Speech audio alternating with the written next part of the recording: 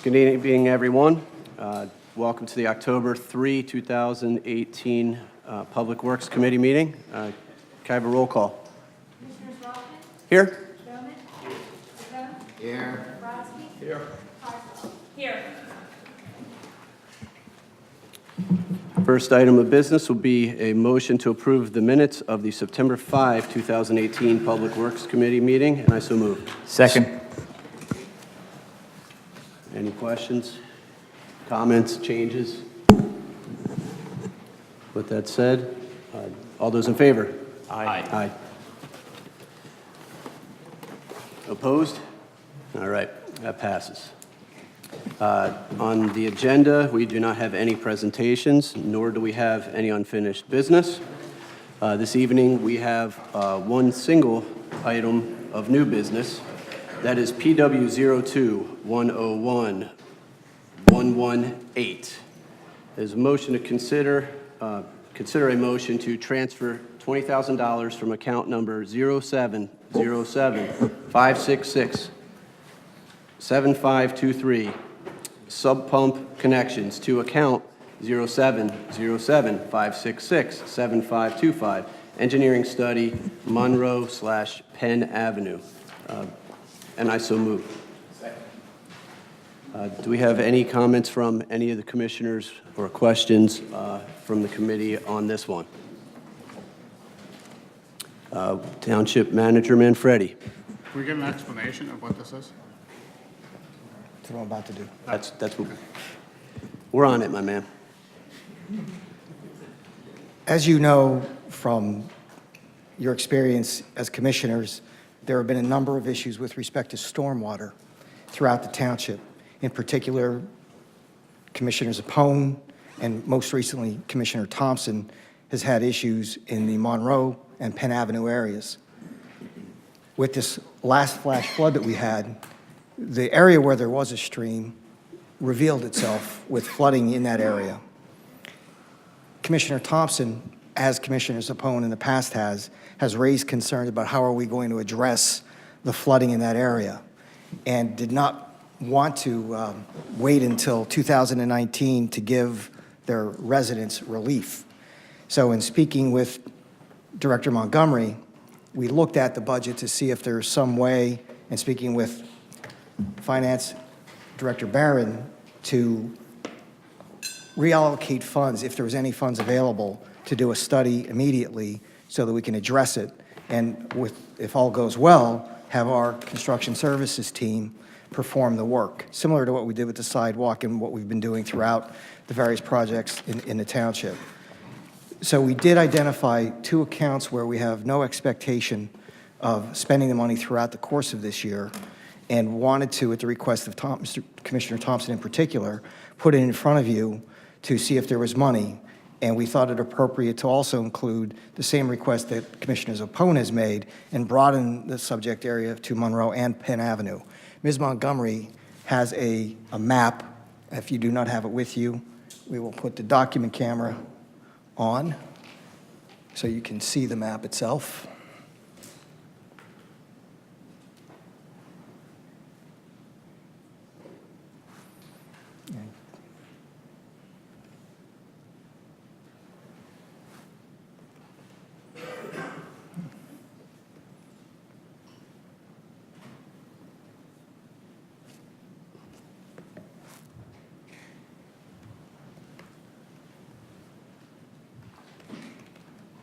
And I'll turn it over to Director Montgomery to talk about the study area. And then, of course, if Commissioner Thompson would like, he can weigh in at any point the committee would like him to. Right. So as the manager has indicated, we've had some issues on Monroe and on Penn. So the exhibit that is in front of you shows an approximate limit of what we would consider the study area. So we would be looking at the areas that contribute to the drainage area, where the issues are, and also the areas around it, because any changes that we would be making, we want to make sure that there's no adverse issues elsewhere in that drainage area. So the approximate area would be between Jackson and the boundary with Upper Dublin and between Jenkintown and Spear. So that general area would be the subject of the study. I know many areas have been struggling this year with the nature of the rain seeming to be different than any time in history. I have a few outstanding issues that I'll be addressing with you and other staff. So I absolutely support us taking a look and trying to help the residents that are struggling with these issues. Commissioner Thompson, would you like to speak further on this?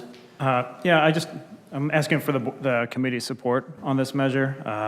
The last rainstorm, we had a considerable amount of ponding on Monroe Ave that was causing some property damage in the area. As you can see on the graphic up on the screen, the dotted line that's in the middle of the hatched area, that is an underground stream or a stream Well, that's... it used to be the actual stream, Correct, which yeah. over time has now become mostly piped at this point. But the water, of course, still seeks the former stream bed. Right. So I think it's important that we study the areas around that stream and understand the upstream effects and the downstream effects, which is why it reaches all the way down to the Upper Dublin border. The one thing that I would like to point out is that I think we should be wary of the Edge Hill Tyson Road project because that's going to affect the stormwater management in that area, and I think we need to understand how that's going to affect this particular area before we commit to making a fix there. We should be fixing with an eye to that project and not oversizing any kind of fix.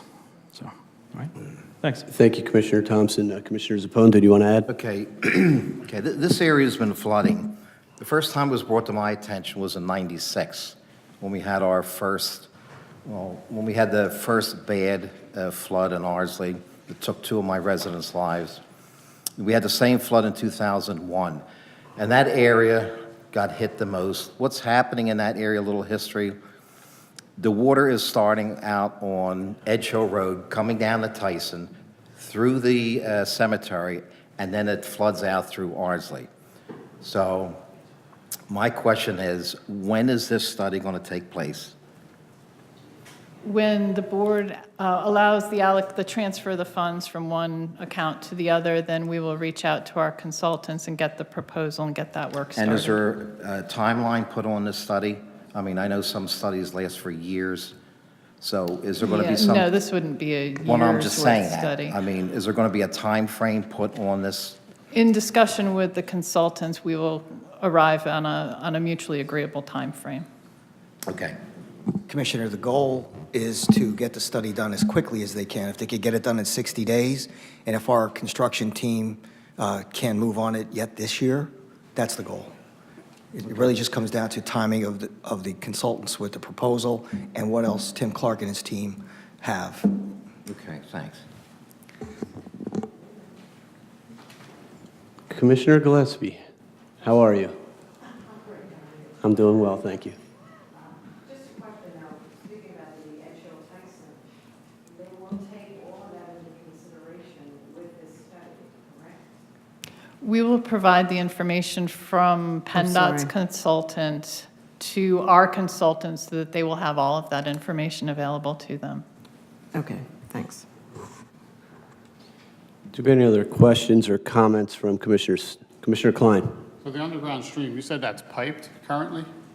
The majority of it has become piped over the years. Piped by the township, or was it privately done? Or we don't know? It predates me. I know the township has done at least some of it. I don't know if the township did all of it. And do we have easements on that previous creek bed or the piping? I don't don't know know the that answer either. to that. Okay. Stephen, I can, if I can chime in, I can tell you that the pipe that's there now and the area drains that are there now are maybe detrimental to the flows that are in that area. The last storm that we saw, there was a considerable amount of water gushing up out of the area drain on the 600 block of Monroe that was actually filling the basin that forms that block. So it definitely needs to be looked at. Right, the question is whether we have access to that creek bed, is that part of our easement? And whether we have public access to that space. or do we need to get it? I guess it's something that'll come up in the study. And some of it I know that the township owns the property. I imagine others will have to get access. Right, okay. I mean, I've seen the pictures, and I know there's been a lot of flooding. It's a good thing that we have room in our budget to be able to afford, to be able to go after something on a study like this on a whim, so I'm glad it's happening. I agree. Commissioner Spiegelman? Amy, I'm assuming that, given the age of some of these pipes, probably a lot of them are just, they're in pretty bad shape at this point. The whole, the old infrastructure. I'm not sure that the pipes are original to the development. I think just Not over the years. 2005. Yeah, Okay. and my understanding is Sanitary there's been Storm projects was run from ongoing. Penn Avenue all the way up beyond Monroe in 2005. Okay, so there you So go. that was replaced Storm and Sanitary in 2005. Thank you. Any other comments from commissioners? Staff? Comments from the public?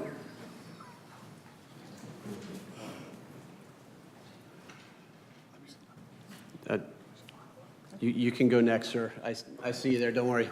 We'll Laura get you. Lehman. Okay.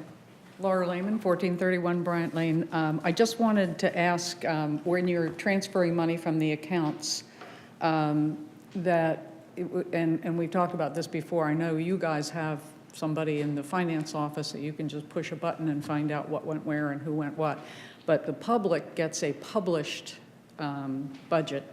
And so the proper way to do the accounting when you're switching from them is to take it, if it's not needed in one account, into the general fund, and from the general fund, allocate it to the account where it's needed. And for the public's point of view, then, they can see how the general fund was used, what excess monies came out of things that were allotted somewhere else. So if we have $50,000 extra for a roof that was bid, and it doesn't go into the general fund, well, the public doesn't know that you even had that. So we've been asking for a couple of years for you to do it that way so that everything is tallied properly, and in your general fund, you can see what went in and what went out. Thank you for considering that. Thank you for your comments. Any other comments from the public? Yes, sir, please step forward. Please provide your name and address for the record. My name is David Forbes. I live on 655 Monroe, more or less the epicenter of all of the flooding. I actually have some printouts of pictures of the flooding plus past flooding. I don't know if that's something you guys... Sure, please provide it to the manager. So my wife moved into her house in 2000 when it was still a stream. The stream is township property. We have right of use. We just can't build on it. That flooding didn't start occurring until the pipe was put in. We've had a sinkhole repaired on the township property that we have right of use. There has been a sinkhole on Monroe Avenue. In the most recent flooding, it becomes a public safety concern because children in the neighborhood wanted to go play in it. That's moving water. We've had our basement has started flooding, not until it was actually put in. We've actually had to spend money to have our entire basement waterproofed because of this additional stress on the system in the area. Our neighbor in 659 has had her basement flooded out twice. And our neighbors beyond that, what's your address? 645 Monroe. In 645 Monroe, their entire driveway has to be replaced. We're also losing our driveway because as that pipe sinks and settles, it's dragging our driveway into it as well. And in having a landscape person look at our driveway until it finishes settling, there's no point in even trying to fix it, also because it is township property. We have done this before. They have taken videos. They have looked at the pipes. There's no obstruction. It's just a question of the amount of water that has been increasing. Rain events are getting much more significant, and we are seeing faster flooding. It is rising that much quicker. We're also seeing cars trying to go through it. Yeah. School buses as well. I mean, it becomes a question of public safety, and I don't know the stress of the pipes. I'm not an engineer, but it's already eroded the road once. It could do it again, and also downstream. I thank you for your comments. We're certainly going to look into this. Thank you. Any other comments from the public? All right, with that in mind, we'll take a vote. All those in favor? Aye. Opposed? All right, that motion passes. We'll now open up the floor for public comment on any general issues of Public Works.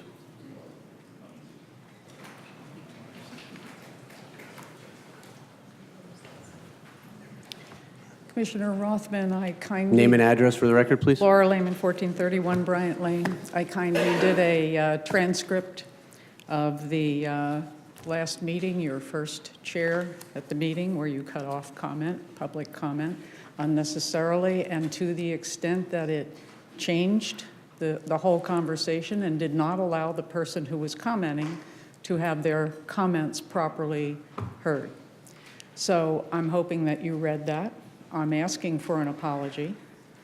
I don't know if one would be forthcoming, but it would be nice if you could just say, made a mistake, won't do that again. Do you have any other comment?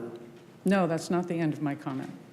You can keep going. We got 3 minutes for you. Okay, so what happened in that particular situation is by allowing, you first turned to somebody else to explain, and that explanation was not correct, and when I tried to correct that, you cut me off, okay? I've sent you in writing the proper explanation for that, and there are often 2 or 3 or 4 different sides that the public ought to hear.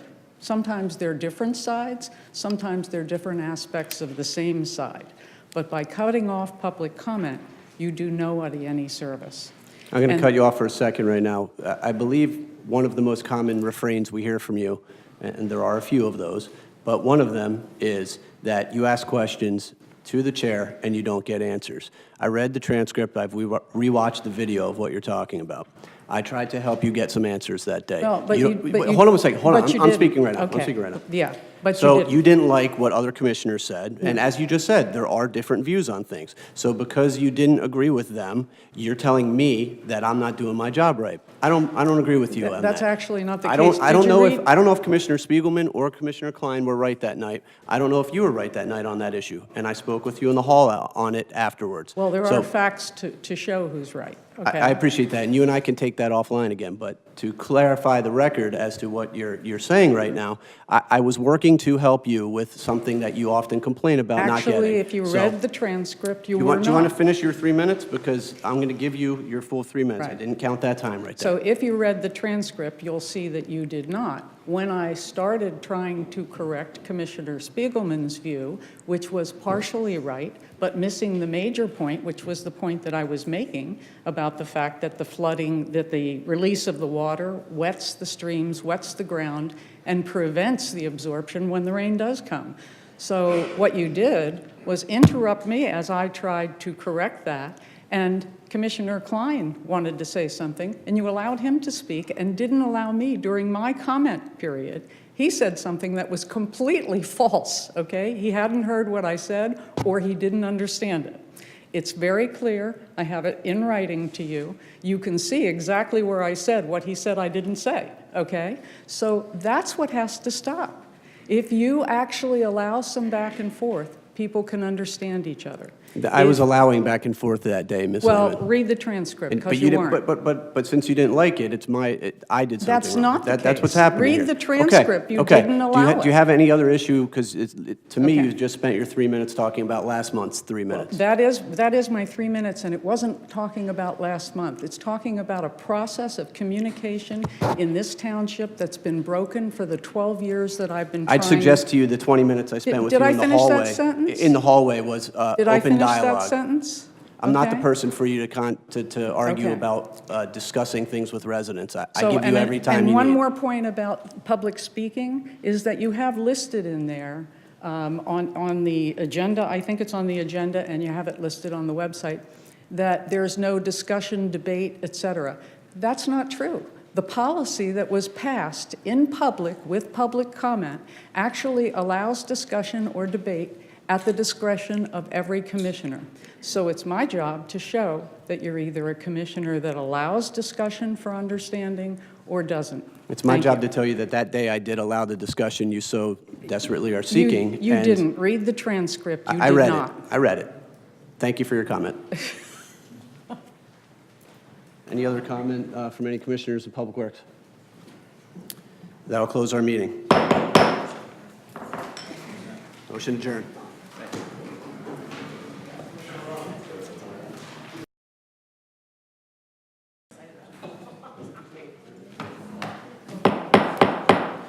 Let's call to order the Administrative Code and Land Use Committee for October 3rd, 2018, and may I have a roll call, please?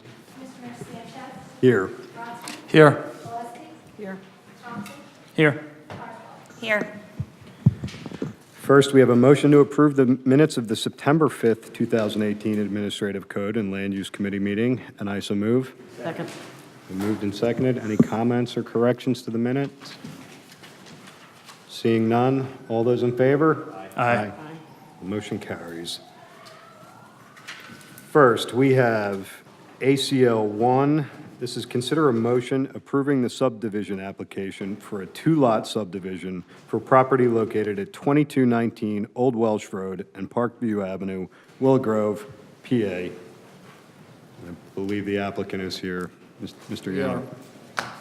Good evening, members of the board. My name is Michael Yanoff of the law firm of Friedman Schuman, and I'm here representing the applicant. This is a fairly straightforward application to create a two-lot subdivision at the property 2219 Old Welsh Road. Both of the lots will be dimensionally appropriate and in accordance with the township code. And we welcome any questions. There are not a lot. God bless you, sir. Bless you. There's not a lot to discuss with respect to this unless you have some specific questions for us. Fairly straightforward minor subdivision. Any questions from members of the committee? Commissioner Thompson. The comments that you received from the County Planning Commission, Yes. there's two requests in there. One's for street trees and one's for sidewalks. Do you plan on granting those? We had the discussion last week with the planning commission. We understand the issue with the trees, and it's a land development issue. We'll be happy to address it, and I don't think there's any real issue with it. And the issue with the sidewalk, you don't have any issue with that? No problems at all. No problem with the at all. sidewalk? We have Right. plenty of space on the land, we can make accommodations. There was a question, not to complicate it, there was a question as to the placement of those street trees vis-à-vis the sidewalk. We will work that out with the township. Great, thank you. So just to make sure I have it clear, a waiver has been requested for sidewalks on the Parkview On the Parkview side, side right. as well, but you're okay with Yes. sidewalks, installing sidewalks on both, one that is already there, but on both street frontages, there will be sidewalks. That's okay? Yes, if I understood the township correctly last week, I think the township is planning on installing sidewalks throughout the entire block. If I am wrong, it's not a problem from my point of view to accommodate installation That's of sidewalks. We were told that at the meeting last week. That may be I'm going to go to the township manager here, because I'll just, There are two items relative to it. You want to take it, Amy? yeah, so I wanted to we do have a project planned through Van Strother's department, but it is for curb only, no sidewalk. Okay. okay. It's not an issue to accommodate for sidewalks. And I think the issue came up from the comment that was in the letter from Mr. Penical regarding section 146-27, stating that there wasn't any curbing or sidewalk shown to be installed on Parkview, and it does show Old Welsh. And the real question then becomes, is the curbing also going to be required of the applicant rather than having it part of the CDBG program, or his home program, rather? It's really... Well, then help me out procedurally. If we just don't grant the waiver, which has been our custom lately with sidewalks, isn't that the safest bet? Because one way or another, we'll get the sidewalks either with the, Correct. through the CBDG or whatever it is, a Yep. grant. And That is correct. To not grant the waiver for curbing or sidewalks, you can put a condition that if it is project eligible and the project does go through, that you would, consider waiving at that time the curbing for that, but the sidewalks would still have to go in. okay. Commissioner Klein. Is this property part of the CDBG money or CDBG project? Is this a qualified area?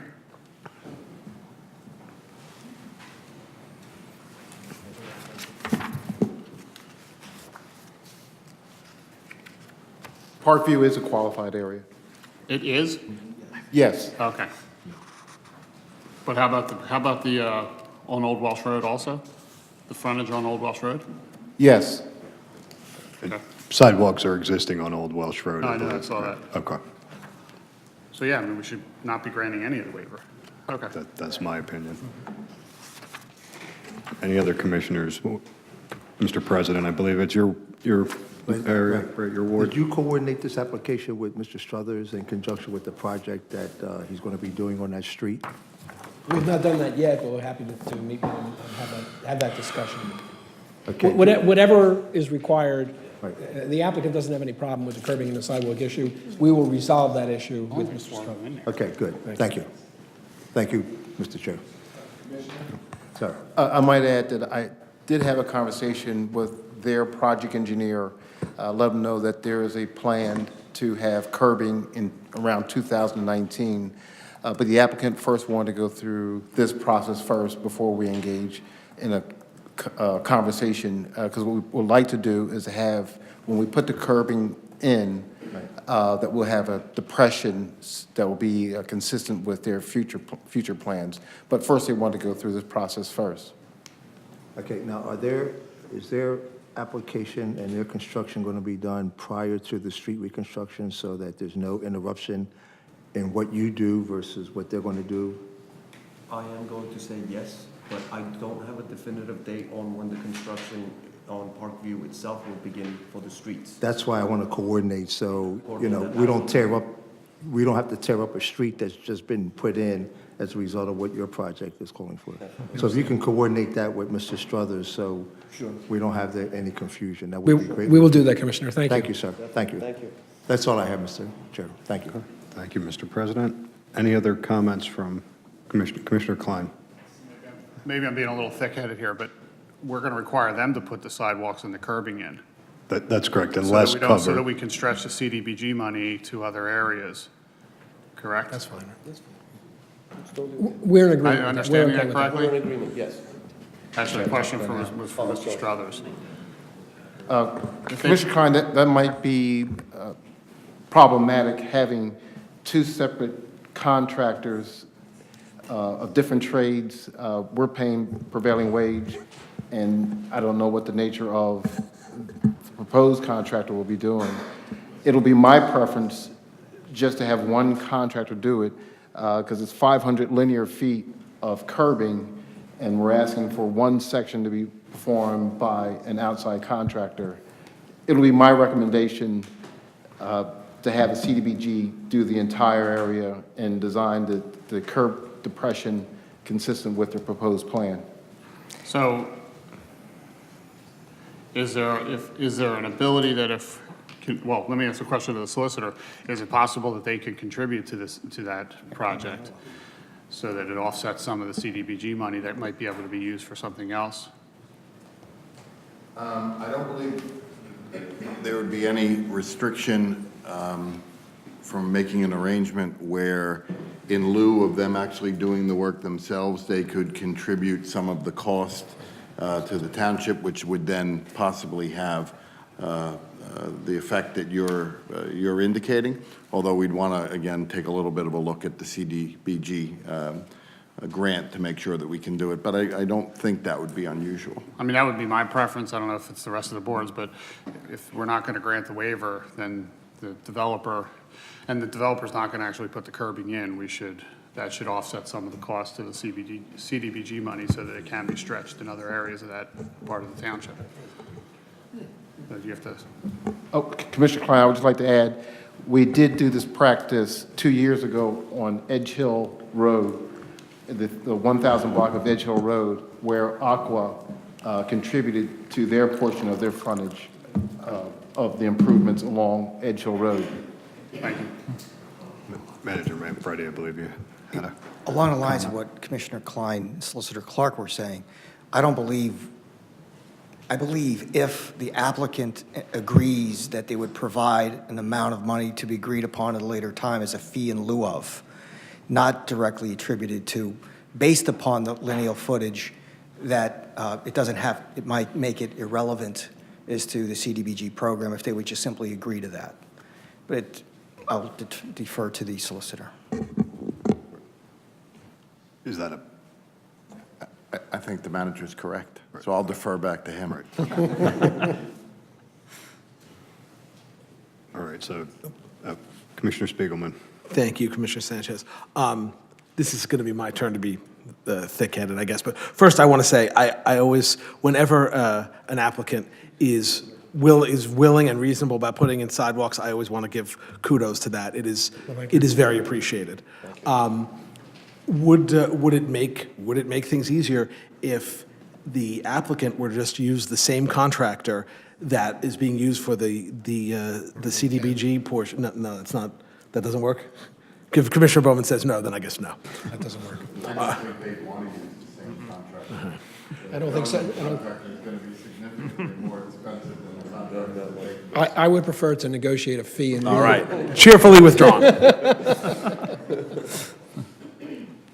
All right, well, any other comments from Commissioner Myers? I just want to make sure that I think I am confused. The property fronts Old Welsh Road. You're subdividing, and whatever you're building will be facing Parkview? Yes, So it will be a house behind the existing home? yes. So we're talking, because Old Welsh Road has sidewalks, we're talking about sidewalks on Parkview? Correct.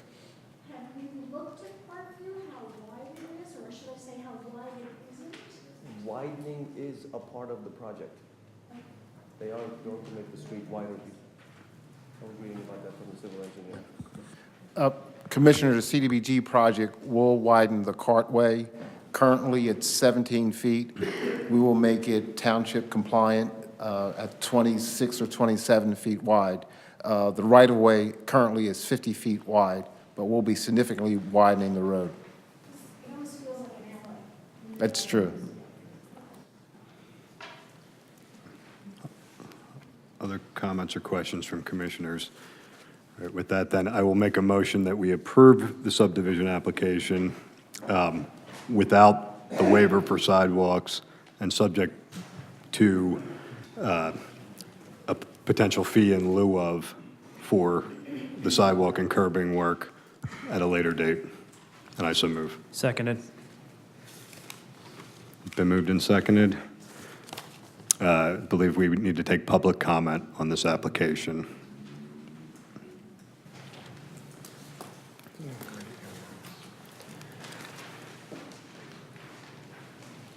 Laura Lehman, 1431 Bryant Lane. I just noticed everybody shaking their head and saying they wouldn't want to. Is it that much more expensive, the township contractor, than a contractor he could get himself? Is that why? Was that the reason why? Well, if you don't answer questions, just say, I'm not one of those commissioners that answers any questions, okay? I don't know what you're talking about, actually. So but- when they suggested they use the same contractor, everybody seemed to shake their head no. I'm asking whether that's because the township contractor that would be doing the CBDG work would be way more expensive. Don't know the answer to that question. Is there somebody else there who might be able to help? I don't know. Mr. Clark? It's public comment, so Well, and we have been allowed in the actual policy to ask questions and get answers whenever they are available. And so if one is available, I would like to have it. That's what the actual policy says. didn't shake my head, so The CDBG uses prevailing wage. So they Okay. pay a higher wage to their workers under that project than a private person would. They So it can would just be hire more a contract. expensive. Yes, it's Thank more you. expensive for us. Thank you, Commissioner Bowman. any other public comment? Seeing none? All those in favor of the application? Say aye. Aye. Aye. Any opposed? Motion carries. Thank you. Thank you, and thank you Mr. for your Neal. time. Thank you.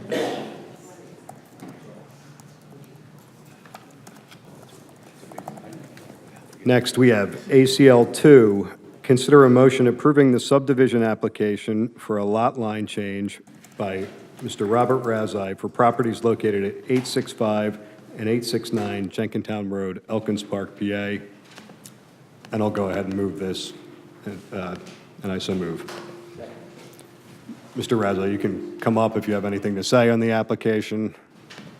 I'm familiar with it. I don't know if Other commissioners have any questions? Yes, nothing's going to change on the property at all. Actually, I'll probably landscape it, make it look nicer. I'm going to be, there's a commissioner meeting next Thursday to supposedly finalize this. My son is getting married next Friday. Rehearsal dinner is Thursday, so I will not be here, although I'd like to be here. My wife would kill me. So if anybody has any questions, by all means, ask them of me.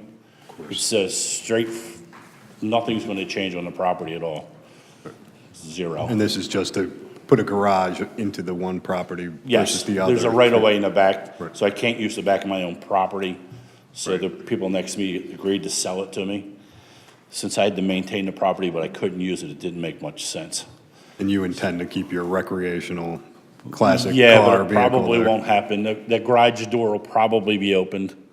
I'm really hoping at least once a week, you know, for 3 months out of the year. It's to store a car that eventually I hope to get. Great. So, yeah, there's, doing the best I can, Steve. Yeah, the property that I own on the corner there, if anyone has ever been by it, is by far the nicest property that there is in McKinley. And if it wasn't, I would improve it so it would be. I don't do things halfway. I do them if I was to live there myself. That's basically it. Any questions or comments from commissioners? Commissioner Thompson? The waiver for the property identification plan, why are you requesting that? There was, at one point in time, the property that I own and the property next door were owned by the same people.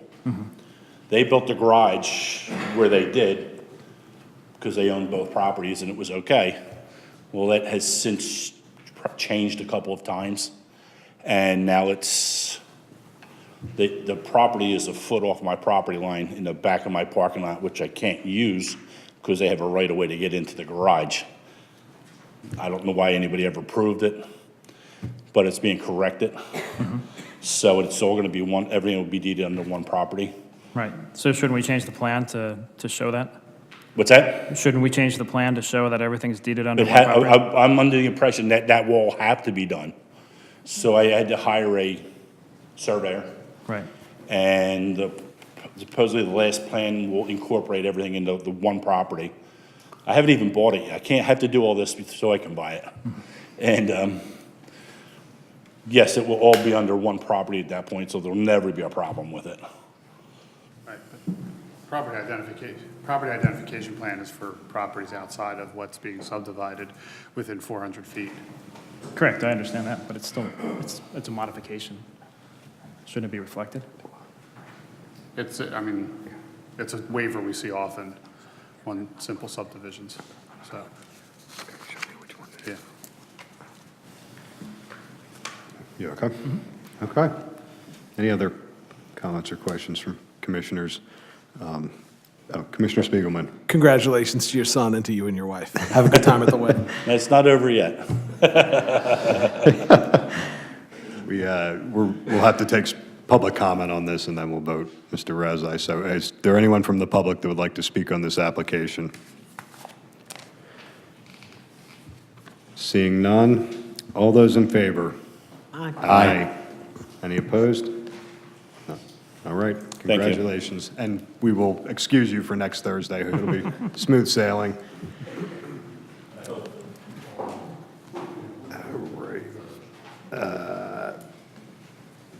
Next, we have ACL 3, to consider a motion approving the land development application for Family Dining Incorporated, Burger King, for the building expansion for playground and a second drive-through lane.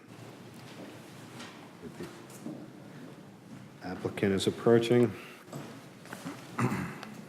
Good evening. My name is George Brosman. I'm an attorney representing the applicant. Greg Winans is back there. He works for Family Dining. Gary Tilford with Charles Shoemaker is the engineer on the project. This was recommended for approval last week by your planning commission. Gary will go through the project, but it's an existing fairly developed site, and this project will allow the Burger King restaurant to be freshened up. Its appearance will be approved. There is a small playroom addition as part of the plan. The drive-through will be improved to handle more queuing by adding 2 lanes. I think there'll be more landscaping added, less impervious coverage, curing a lot of existing nonconformities. So we think it's a good plan. It's a minor plan. In terms of impacts, Gary can go through the waivers. They're similar to some of the ones you heard. There is a waiver requested for additional sidewalk and widening of Bradfield Road. There's slope conditions there that there'd be a lot of disturbance to the site, a lot of disturbance to mature trees. So we were seeking the waiver for that. But I'll let Gary run through the plans quickly unless there are any questions for me. That's great, Mr. Brosman. Thank you. Mr. Thanks. Tilford? Okay, let me introduce myself, Gary Tilford with Charles E. Shoemaker Incorporated here in Abington. I think we have a number of slides I'd like to quickly go through and give you an overview. I'm going to start with Manager Manfredi, would you be able to turn that on? Thank you.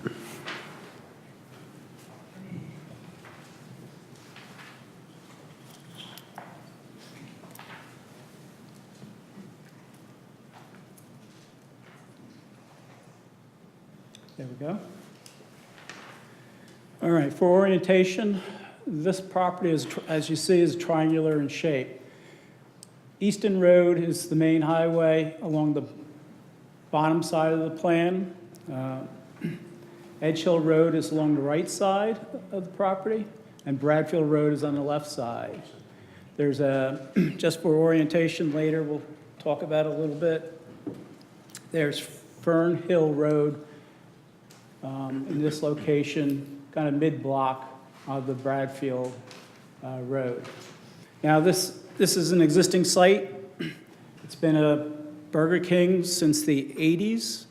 My client came to us with the project as not as a total redevelopment, but an economic upgrade. They're looking at improving the facade, bringing it into this century.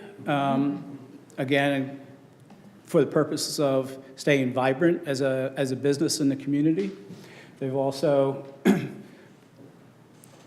proposed to add a 744 square foot playground room. It's part of the building. It's inside. It's not exterior. Something else that customers want. And also the last thing was an improvement to the drive-through facility, which today has one drive-through lane, accommodates about 9 cars. And the proposal and some of the industry is moving to a 2-order locations on a drive-through. So while we have the existing features here, you'll see we have point out a few more things. The access points are from Easton Road, one from Bradfield Road, and one to Edge Hill Road. The drive-through is located in this upper corner of the property. You can see, we'll point your attention to some of the mature trees on the property that when you go through the drive-through, it's a very shaded, kind of unique for a drive-through area, and the pickup window is on the Bradfield Road side of the property. So that should give you kind of an orientation of where the property is. I mentioned to you a proposed building addition for a playground. That's in this shaded area here in front. The rest of the building essentially staying the same, little minor adjustment to the entryway, and again, architectural treatment to the exterior of the building to bring it up to today's market standards. And that is the primary purpose of this project. But while we were looking at that, they were also looking at the site in general. They were looking at the condition of their landscaping. They were looking at pedestrian accessibility from the parking lot to the front door of the building, from the building to surrounding sidewalks. And I mentioned to you what they call a double drive-through, so 2 order boards and funneling into the existing path to the pickup window. So I'm going to circle what's new on the plan, but this is not necessarily new impervious surface. When we're done, if this plan's approved, when we're done, we have less impervious than the current present condition. So this would be the drive-through area, new. Existing pavement, I'm going to do my best to follow the line. This is all paved, so that whole area there is paved. These triangle areas, the island, and this will all be converted into lawn or landscaped beds. Today, Excuse me, sir. Would you mind describing orally, because the people at home won't be able to see the laser pointer when you're not using the technology. So if you could just describe for those seeing what you're showing there at home so they understand it as well. I'll do my best. Thank you. The front of the store has very little existing landscaping on it. There's concrete sidewalks. There used to be some outdoor seating. In the front areas, and the front is what's facing Easton Road, and also the front door and the front entry area. As the front entry area is located kind of in the middle of this facade, it's going to remain there. So all this is existing impervious surface, whether it's pavements or sidewalk, patio. So the building addition that's proposed is again on existing impervious surface. We intend to provide some more landscaping along the frontage along Easton Road adjacent to the building. This plan proposes a walk for pedestrians along the front facade of the addition to the front door, where presently, if you're walking through the parking lot, you're in the cartway and not on a sidewalk area. And the back of the building essentially stays the same, the drive-through, the path. So that's, I wanted to mention one more addition. As we submitted the plans and went through the process, we were looking at this first as a building permit application, and it kind of proceeded, submitted a plan to the township. There's been new zoning code. There's about 11 items of existing nonconformities concerning this site. But we picked up a few things that required zoning relief. So the plan has been before the zoning board for stacking for the drive-through. There were some other landscape walls type issues in the new zoning code that were addressed just as a overall cautionary procedure to make sure we covered everything. And we had a Montgomery County Planning Commission letter to work with before we went to the zoning hearing board, and we implemented a few more recommendations from that board. So you walk through that a little bit, Mr. Tilford? Is that because their letter was that's where I'm leading to. Okay. So one of the comments was perhaps add a planting island in the parking lot. We took 4 parking spaces out to provide us location where we can plant 2 new trees within the parking area. That also reduces or increases the amount of green space within a parking area, which is again another zoning code requirement. So we're, in all told, there were about 7 nonconformities that are either better. Less impervious, bringing that in compliance, more parking green area, some of the others. Point your attention to the Bradfield Road entrance exit. We propose a striped-out crosswalk across the driveway entrance to give prominence to the potential for pedestrians walking along the Bradfield Road sidewalk. And while I'm talking about sidewalks, Bradfield Road has a sidewalk currently to a location just past Fern Hill Road.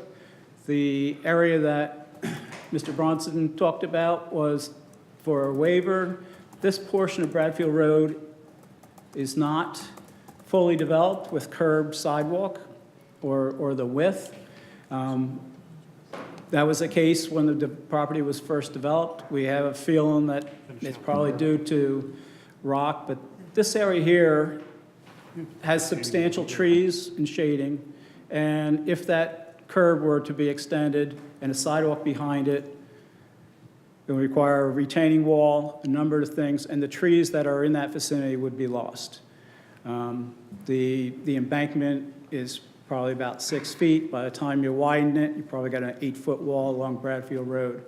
So as this was a redevelopment or renovation of an existing site, the applicant wasn't looking at road improvements. They were not looking really for a land development submission at that point. And the improvements that they're contemplating to keep the property viable were internal, not external. So as we do a land development application, part of the requirements for any application in your code is street widening, curb and sidewalk. That location is the only location that doesn't have curb and sidewalk around the property. And because of the unique physical condition in that area and really the desire to maintain the trees and that privacy between what is a commercial use and adjacent residential uses, we feel it's merit, and we're asking for that waiver. Could we stop on that just for a minute? Because this was, you've really hit on the kind of my big concern here. I mean, I'm sensitive to the big trees or the mature trees, but that's would be a great connection to Edge Hill Road there, and I know Copper Beach is in the area. Yeah, I was going to make that point too. I mean, that's, you have all the athletic fields for the high school, the junior high school, Copper Beach, just off the lower left of that page. And then you have lots of residential neighborhoods on the other side. So are we positive there's nothing we can do to extend the sidewalk on Bradfield while maintaining the trees? Can I make a comment? Physically, you could do it. It would require the removal of the trees, it would require a retaining wall. It's not something that the applicant was facing in his budget in looking at the project initially, what they wanted to do. I'm not sure that they would continue to do that or go ahead with this project if that was a condition. Let me show you, just so we do have some photos. I believe Commissioner Gillespie wants to say something. I mean, that it is my ward. I've walked it a lot. I understand there are no sidewalks there. Right. That particular side is all rock and great old trees. The other side of the street? It's also an area where people are The other side of the street? Yes. Maybe we could put sidewalks in there, the other side of the street. Is that something that the applicant can do with Does this the applicant have to put sidewalks on the other side of the street? I don't know. I'm saying I was asking, is that something the applicant could do here if the property rights would be secured to connect on the other side of Bradfield? I'm looking at the photos, and that looks like a very big project, so we think, I hear you about the schools. There are a lot of other sidewalks. There's crosswalks. So I don't know what the budget on that would be if there's the right-of-way, but suggest we could look into it, but I'm guessing my client would probably abandon the project at that point if they had to do that. I can see even in this photograph, the slopes aren't as great, but there are big trees there, and there are homes there as well. I don't know if those people would even want the sidewalks there, even on the other side. Believe me, I've done this, I'm in my 10th year. My husband did it 18. I've lived here all my life. I've been to that Burger King. Unfortunately, I should stay out there. Anyway, it's very good. Their milkshakes are great. Anyway, the sidewalk should be on the other side of the street, but I can't figure out because of people's property. You know, I can't figure it out. We have a sidewalk situation, we understand that. The mature trees on the opposite, the Burger King side, I would not want to see taken down. I really wouldn't. As part of the planning commission request, aren't you putting a sidewalk also across Bradfield to the other side? I thought there were 2 crosswalks required. Well, we discussed, the Montgomery County Planning Commission basically suggested, could you go to the site plan that you showed? The Montgomery County Planning Commission suggested as an option to the sidewalk, could we add this crosswalk at the driveway? And your township, and we're agreeable to do that, and that'll complete this connection. There are crosswalks all around here and sidewalks here, so as I understand it, the schools is over here and over here, so they can get across the crosswalk, go here onto this sidewalk, and the county suggested that. The Township Planning Commission suggested that your traffic safety officer approve that. I thought there was one from Fern This Hill. cross that was also discussed, should there be a crosswalk from Fern Hill over to here, our thought on that is, that's very limited sight distance there. I pulled out of there with my car tonight to look at it. It's tricky. I think our thought is we would prefer not to put a crosswalk there. Visibility is limited, and I think that's why the county may have suggested the option, and we took that. I'd have concerns adding a crosswalk there. Not that people wouldn't cross there, but if you put a crosswalk there and somebody uses it and is struck, I would be concerned about liability I there. agree with you on that. That is a really dangerous intersection to pull out. I would not want to see crosswalks there. Well, it's the same Just even argument. in your car. It's the same argument for the sidewalks from Well, Edge the Hill to thing is, Bradfield. If you make people walk in the road to get to your Most business, of the kids it's go a to problem. Roslyn School on the other side. They go to Roslyn School and they go down Bradfield that way. The kids that come off of Fern Hill, they walk down the sidewalk. There is a sidewalk. Okay, but how does somebody get to the business from, if you're Well, walking Fern Hill to the Burger King? Well, they'll you're walk gonna down the cro- sidewalk from Fern Hill and they'll cross. They can either do it the safe I way. mean, we They go here, there's a Come sidewalk. on, I've lived in the go to neighborhood longer than crosswalk. you have, so. Oh, no, sir. No, sir.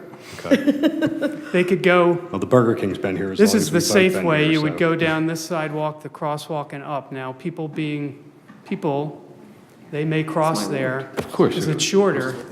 But I think putting a crosswalk there It's dangerous. would be inviting liability on. Okay, well, I think not putting the sidewalk around the corner is inviting liability as well. I've never seen anybody, tell you the truth, walk down that street. I've walked it. Yes, I walk it a lot. Actually, if Have you look at walked the, it? if you I look at the walk it a pictures, you lot. can see there's a worn path in the grass at the top of the slope on the left-hand side there. Commissioner Shriver. Thank you. I've seen many people walk on that street. I drive on that street all the time by Burger King. It is very dangerous. I understand why you don't want to put Actually, on both sidewalks sides, but it's there on top of the hill on the left with the side. hill and I don't know if what Commissioner Gillespie said about the other side of the street, there really should be. I've almost hit people there. There's kids on bikes. They're not going towards Easton Road where the school is. They're going the other way towards Giant. All the time, there's people on that street walking in the, it's a narrow little street, and people are walking on the edge of it. It's very dangerous. Okay, there should be a sidewalk. I've said that. Right. I don't believe it belongs on Burger King's side. If you go out and look at the topography, you will see that that's obvious. It should be on the other side of the street. Okay, maybe it should have been on the other side of the street. The opportunity is before us, under the code, to have it on the Burger King side, so. Well, the problem with the other side is you got utility poles. So on the Burger King side, you have 3 trees to deal with, and probably about 3.5 feet of a retaining wall, not 6 feet. Trees can be replanted. I mean, I hate to add to the cost of the development and the project, but we're sensitive to the sidewalk issue in this township. We're trying to make a more walkable pedestrian environment. I mean, I feel that businesses should be encouraging that to their front doorstep. Commissioner Baton. Retaining wall. Would a trail be possible? I mean, not like a traditional sidewalk, but something that works with the topography and the landscape that's already there. I do agree there needs to be some kind of pedestrian safety. I do understand that the sidewalk would be difficult, but if you work with what you already have, I think you can make a welcoming trail to get to the other side of Edge Hill. The scope of the project and the property is rather small. The frontage on Bradfield Road is about 380 feet. The vertical elevation change from the road to the drive-through is considerable. So really, the least amount, if you're looking for the least amount of impact to the property, it would be a sidewalk right up against the face of curb, like it exists in the remainder of Bradfield Road. Right. In other words, not even like grass, but still with that, you would still be moving that curb line back 15 feet from the center line. Then the curb, the sidewalk, and the retaining wall. So you'd be into the bank far enough that the trees would be impacted and wouldn't survive the excavation. Oh, okay. And I wasn't talking about excavation, I was talking about trying to work with what the land is there. But, There's no way of getting back down. Down So we're looking at your trail, it's consideration whether We're you like tarmac. walk along the fence, but once you get to the corner, Edge Hill Road is well below you, Trails get muddy. more than 10 feet. so I think we understand the challenges of the project, but I also think what I'm hearing is that we'd like to see some pedestrian safety improvements at the site, and it'd be nice if there was a solution to that. And if you could present something, that would be even better. But Maybe I'm just we- trying to give an idea. Right.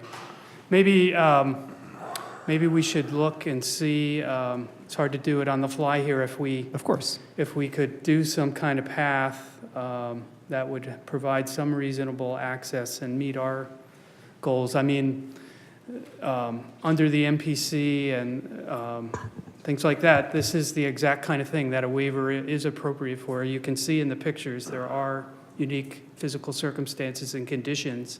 Having said, and you can see the large amount of disturbance. So having said that, like something like a path that wouldn't break our budget and address your concern, maybe we could look into that. And that sounds very reasonable, too. But Commissioner Bowman.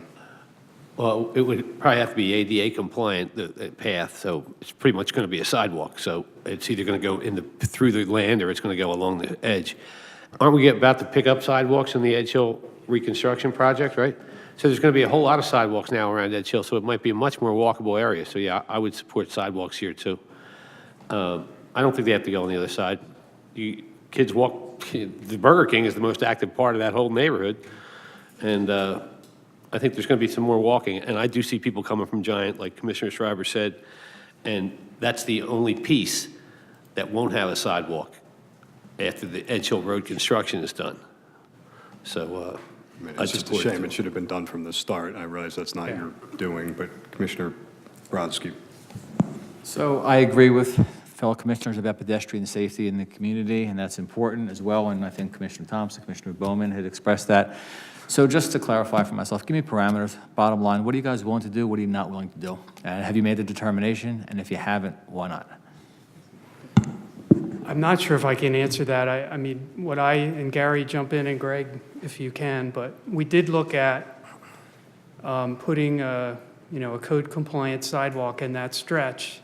And, it's a lot of disturbance. It takes the trees down, and there's a big cost. So I was told if we had to do that, we wouldn't do the project. Not interested in what you were or weren't told. I'm asking you give me parameters. What are your bottom lines? What are you willing to do? What are you not willing to do? Give me parameters so I can evaluate it.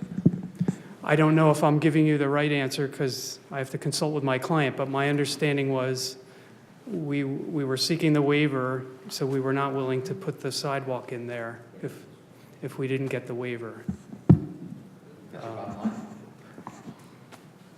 I don't know if I think we're gonna look at the cost and figure it out. He mentioned ADA, that thing's a ramp.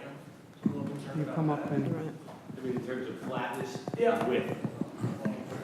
Hold on, one at a time here, and if we're, concerned about, hey, here's the thing. Here's the bottom, excuse me one second. Here's the bottom line. I just want to figure out what parameters are we dealing with in terms of what can you live with, what can't you live with, so that we can properly evaluate what needs to get done. That's what I'm asking for. I don't think we can answer that tonight, only because of cost. You know, Gary's got to put together what the cost on that will be. In the cost aspect, I first want to know, what are your parameters? Tell me what you can live with, what you can't live with. It's pretty. Commissioner Sanchez? You know, Commissioner Sanchez? they came in, let them go home and figure this out. Right. right, yeah, You threw that's, stuff at them, let them go home and figure this out, or wherever they go, to the office. I understand, and we're I'll not, go home. I'm not suggesting in any sense of, I mean, this isn't I'm like just a like, well, I'm shoot just down. saying, This is back off consistent a with little here. everything we've been doing all around the township. And I Sidewalks understand sidewalks, and I am certainly into No. pedestrian safety. I just feel they should be on the other side of the street, but it's only my ward, and you know, that's just the way I feel. I'm amenable to giving you guys some additional time to figure it out. I'm not foreclosing, I'm not saying. Well, they'll have until the, But that's okay. Commissioner Zapone. I have a question for you. So if you were mandated to put this sidewalk in, you're saying you would just do away with the entire project?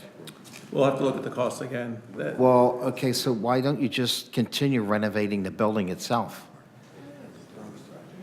We can't renovate the The building. building itself. I'm not talking about, you're putting another lane in there, okay, as part of your overall project. Sure. But can't you scale back from that? I'm sure we can look at that. You want to renovate the building, put a playground area inside and all. Why can't you just do that? Well, the playground's a tipping point. That is a tipping point, right? Playground's in addition to the building. If we did a building renovation and didn't do the playground, I don't even think we'd be here. We could get a building permit. We wouldn't need the land development, and the requirements wouldn't kick in.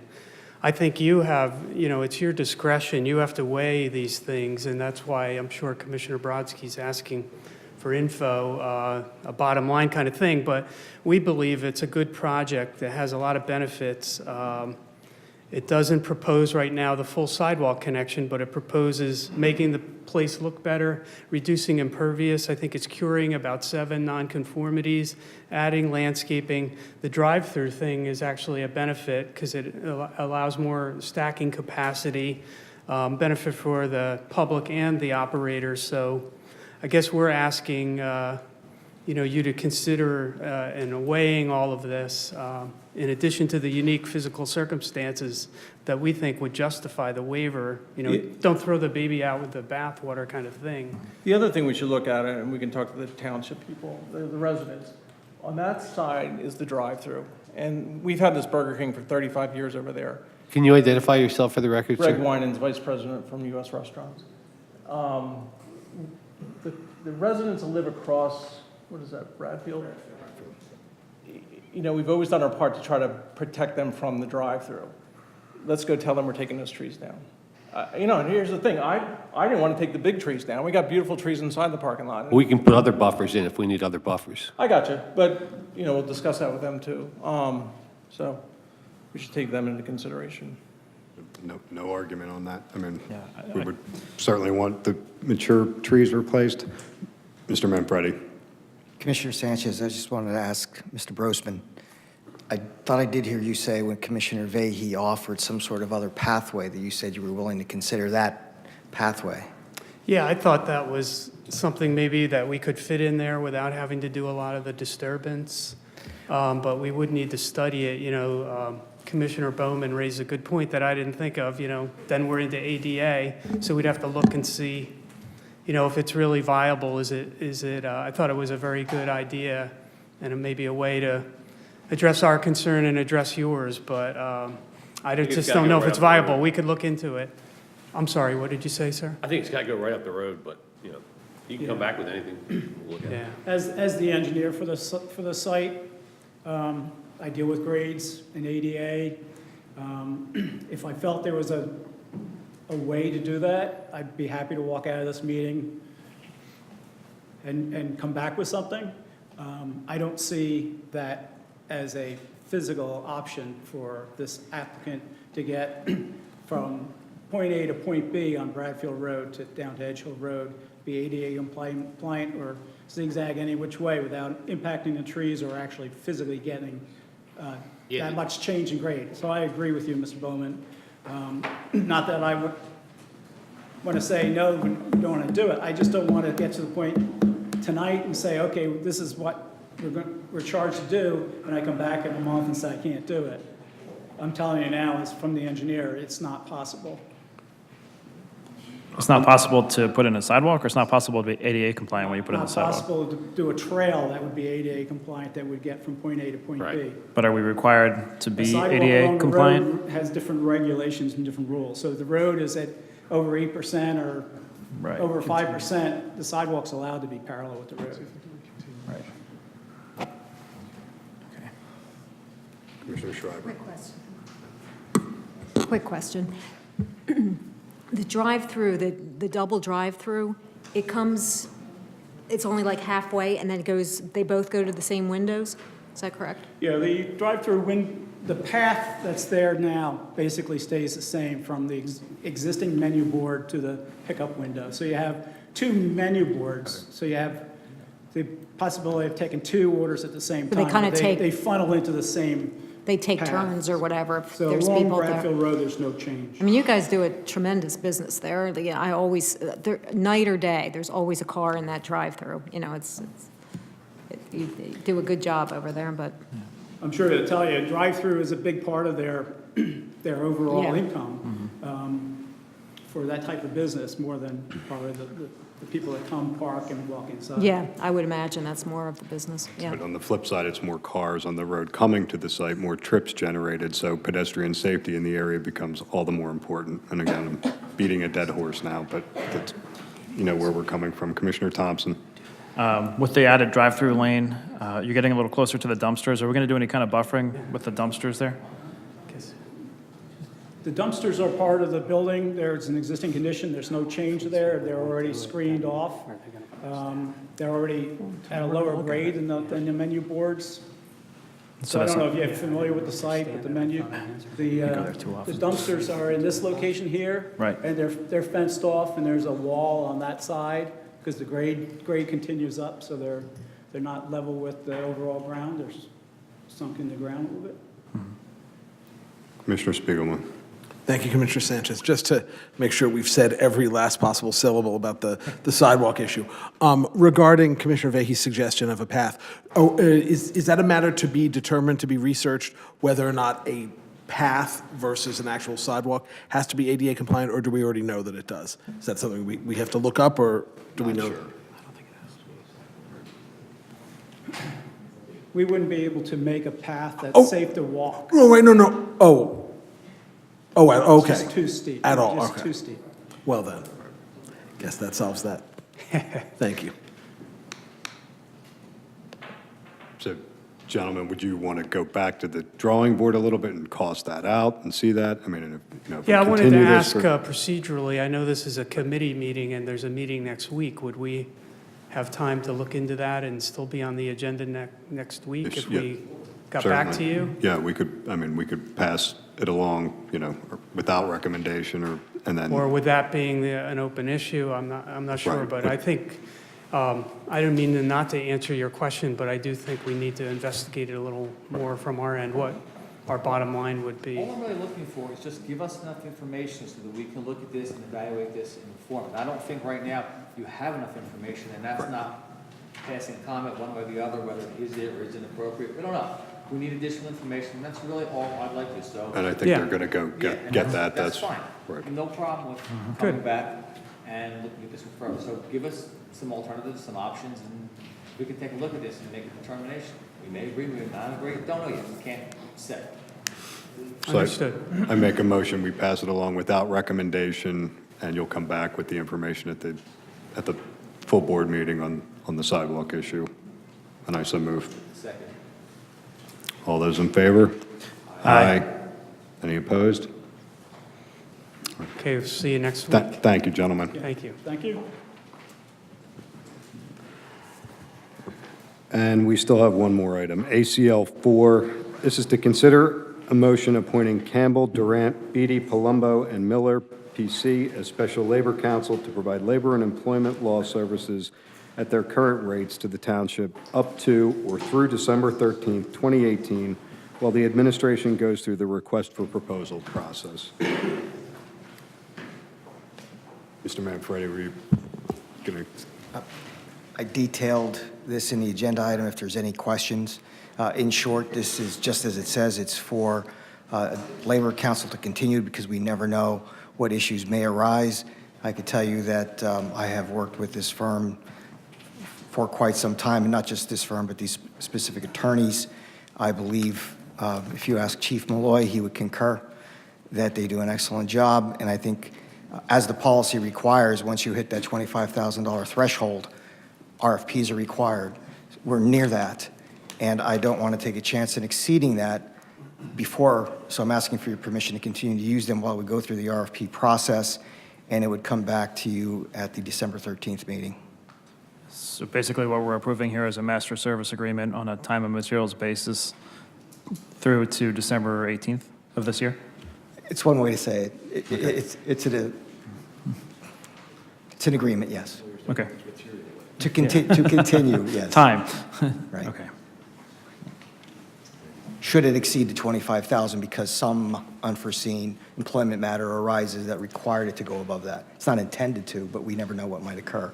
We've had a number of issues that have required a lot more time than we had planned on, so we hit that number a lot sooner than we thought. Okay. That's really it. Good. Any commissioners on the committee? Commissioner Klein. Any of their bills or any of the work that they perform is going to be approved by you prior to them doing anything, is that correct? Correct. Okay, thank you. Other commissioners? Okay.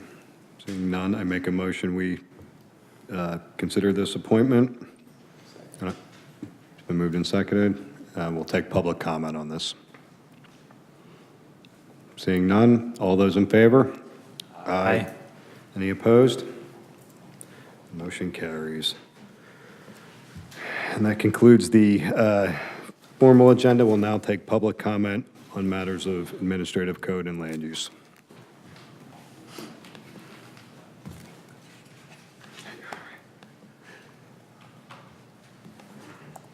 Laura Lehman, 1431 Bryant Lane. Commissioner Sanchez, probably nobody knows better than you that you have some pretty unhappy constituents right now.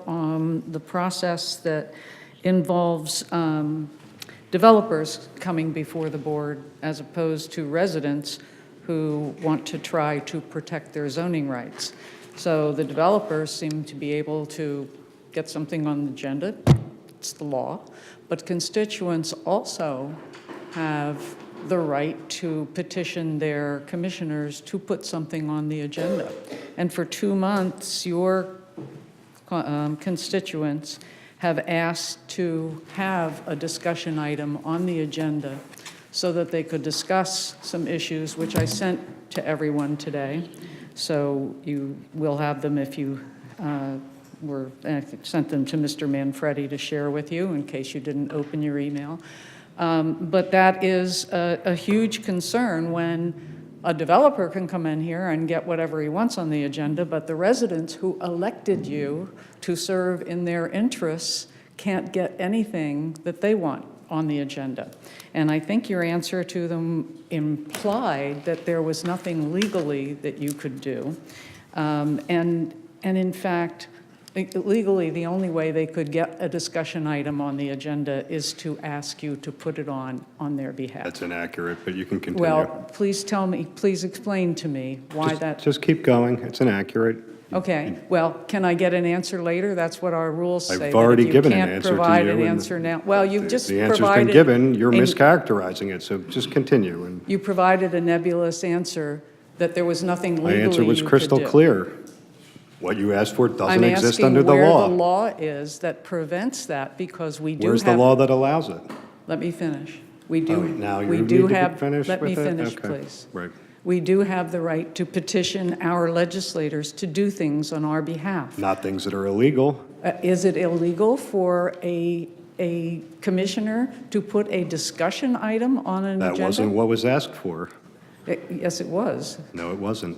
Okay, and in the discussion, You asked for a motion to dismiss an item. in the discussion, we wanted to discuss a motion to dismiss. And so that was what was not No, clear. that's inaccurate. That Well- wasn't clear to you, but. No, what but that in was- going back and forth like this, you can understand the clarity comes. And so I that's all understood it we're fine to asking begin for. with. I gave Well, no, my you opinion didn't on understand it fine, Yes, I because did. what you were being asked was to put it on for a discussion item so that a motion to dismiss. And if that, in the discussion, you said we can't do that, that's fine. But then the item would be discussed, you would know how unhappy your constituents were. Well, we've had many meetings. Well, I'm sorry? We've had many meetings on it. It's being discussed. Well, they don't want to come to many meetings. Oh, I okay. remember one Well, commissioner I who thought you were said just we've had I thought you were 65 just requesting a meeting.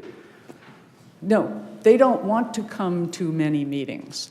They want to, and in fact, that's one of the things that's on this agenda that I actually asked you about, and that was, why is the Planning Commission, on its own merit, somehow approving BET to come back and back and back? Also inaccurate. Your time's exceeded. I know I've been interrupting you a little bit here, but so Well, just could you wrap it answer up. the things that I previewed? Yes, they're all for you? inaccurate.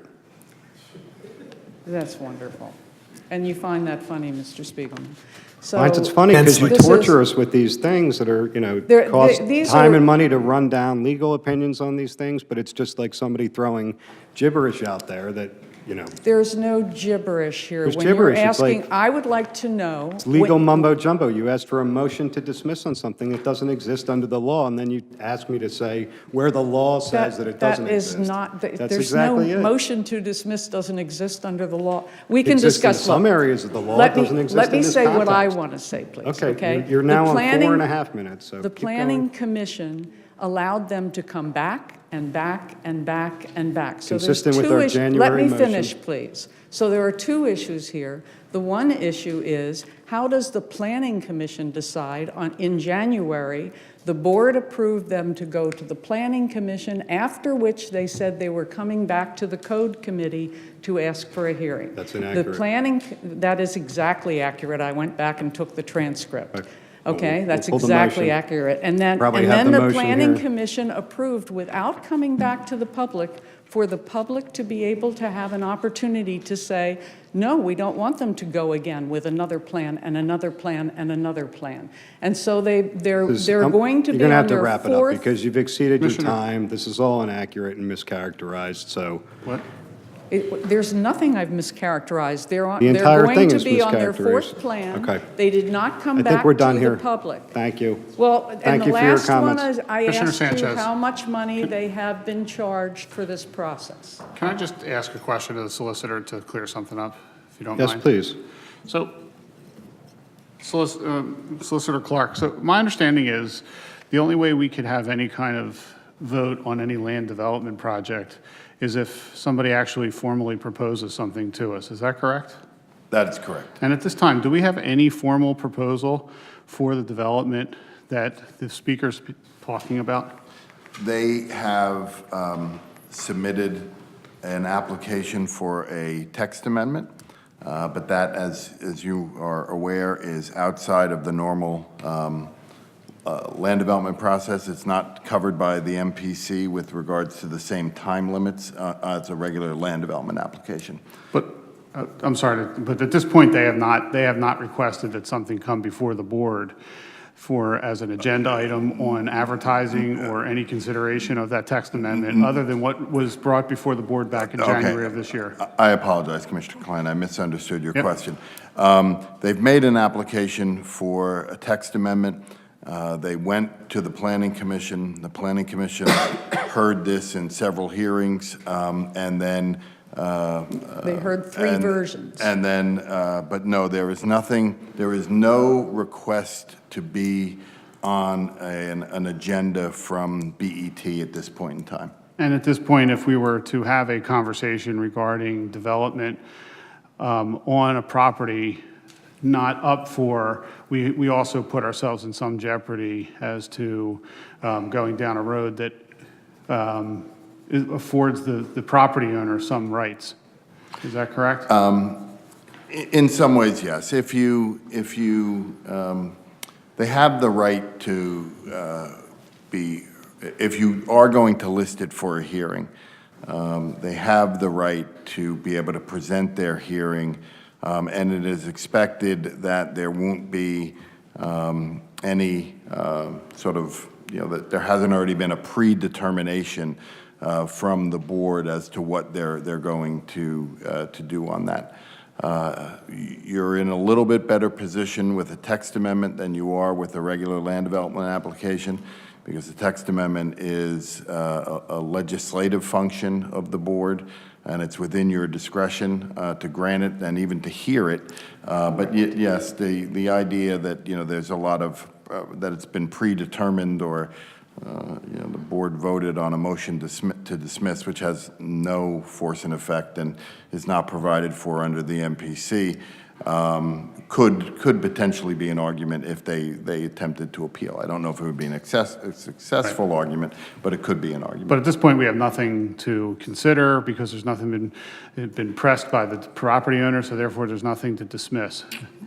The property owner has not, since the Planning Commission has not made a formal request to be put on an agenda. And just if I can finish with a couple more quick questions.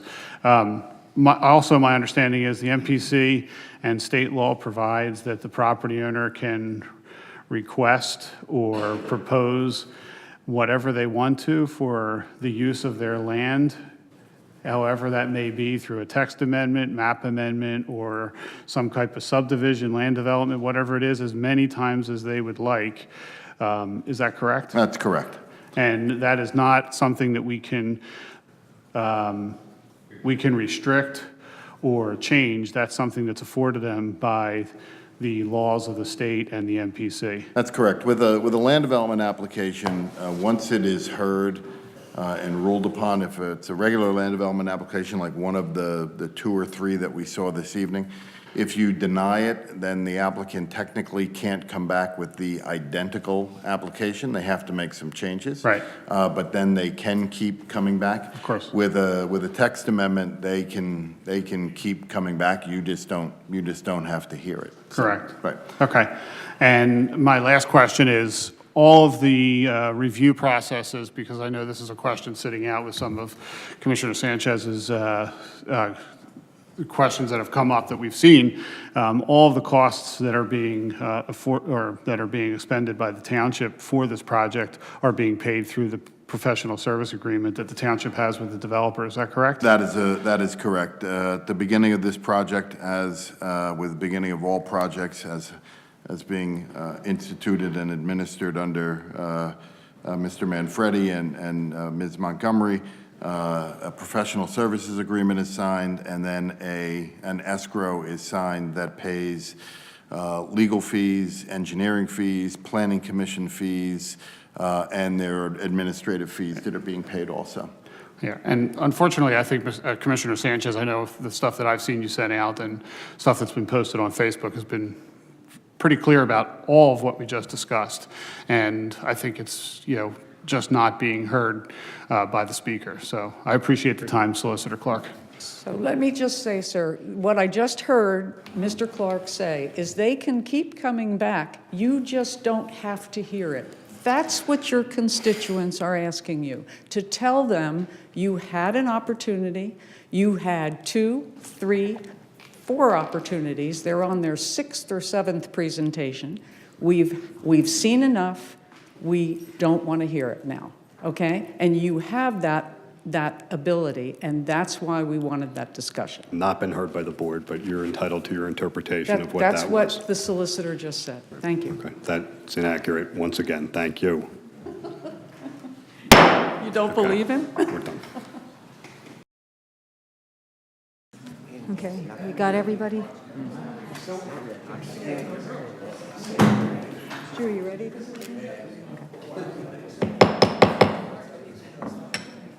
Good evening, everyone. I'd like to call to order the Public Safety Committee meeting of October 3rd, 2018. Can I have a roll call, please? Here. Here. Here. Here. Here. Thank you. And a motion to approve the minutes of the September 5th, 2018 Public Safety Committee meeting, and I so move. Second. It's been moved and seconded. Any corrections or additions? Hearing none, all those in favor? Aye. Any opposed? We have our minutes. So this evening, we have Chief Pat Malloy here to make a presentation and report on anything that you may want to report on as well. Thank you. Thank you, Commissioner Schreiber, members of the board, for this time. I know it's a long night. I'll try to move through this very quickly.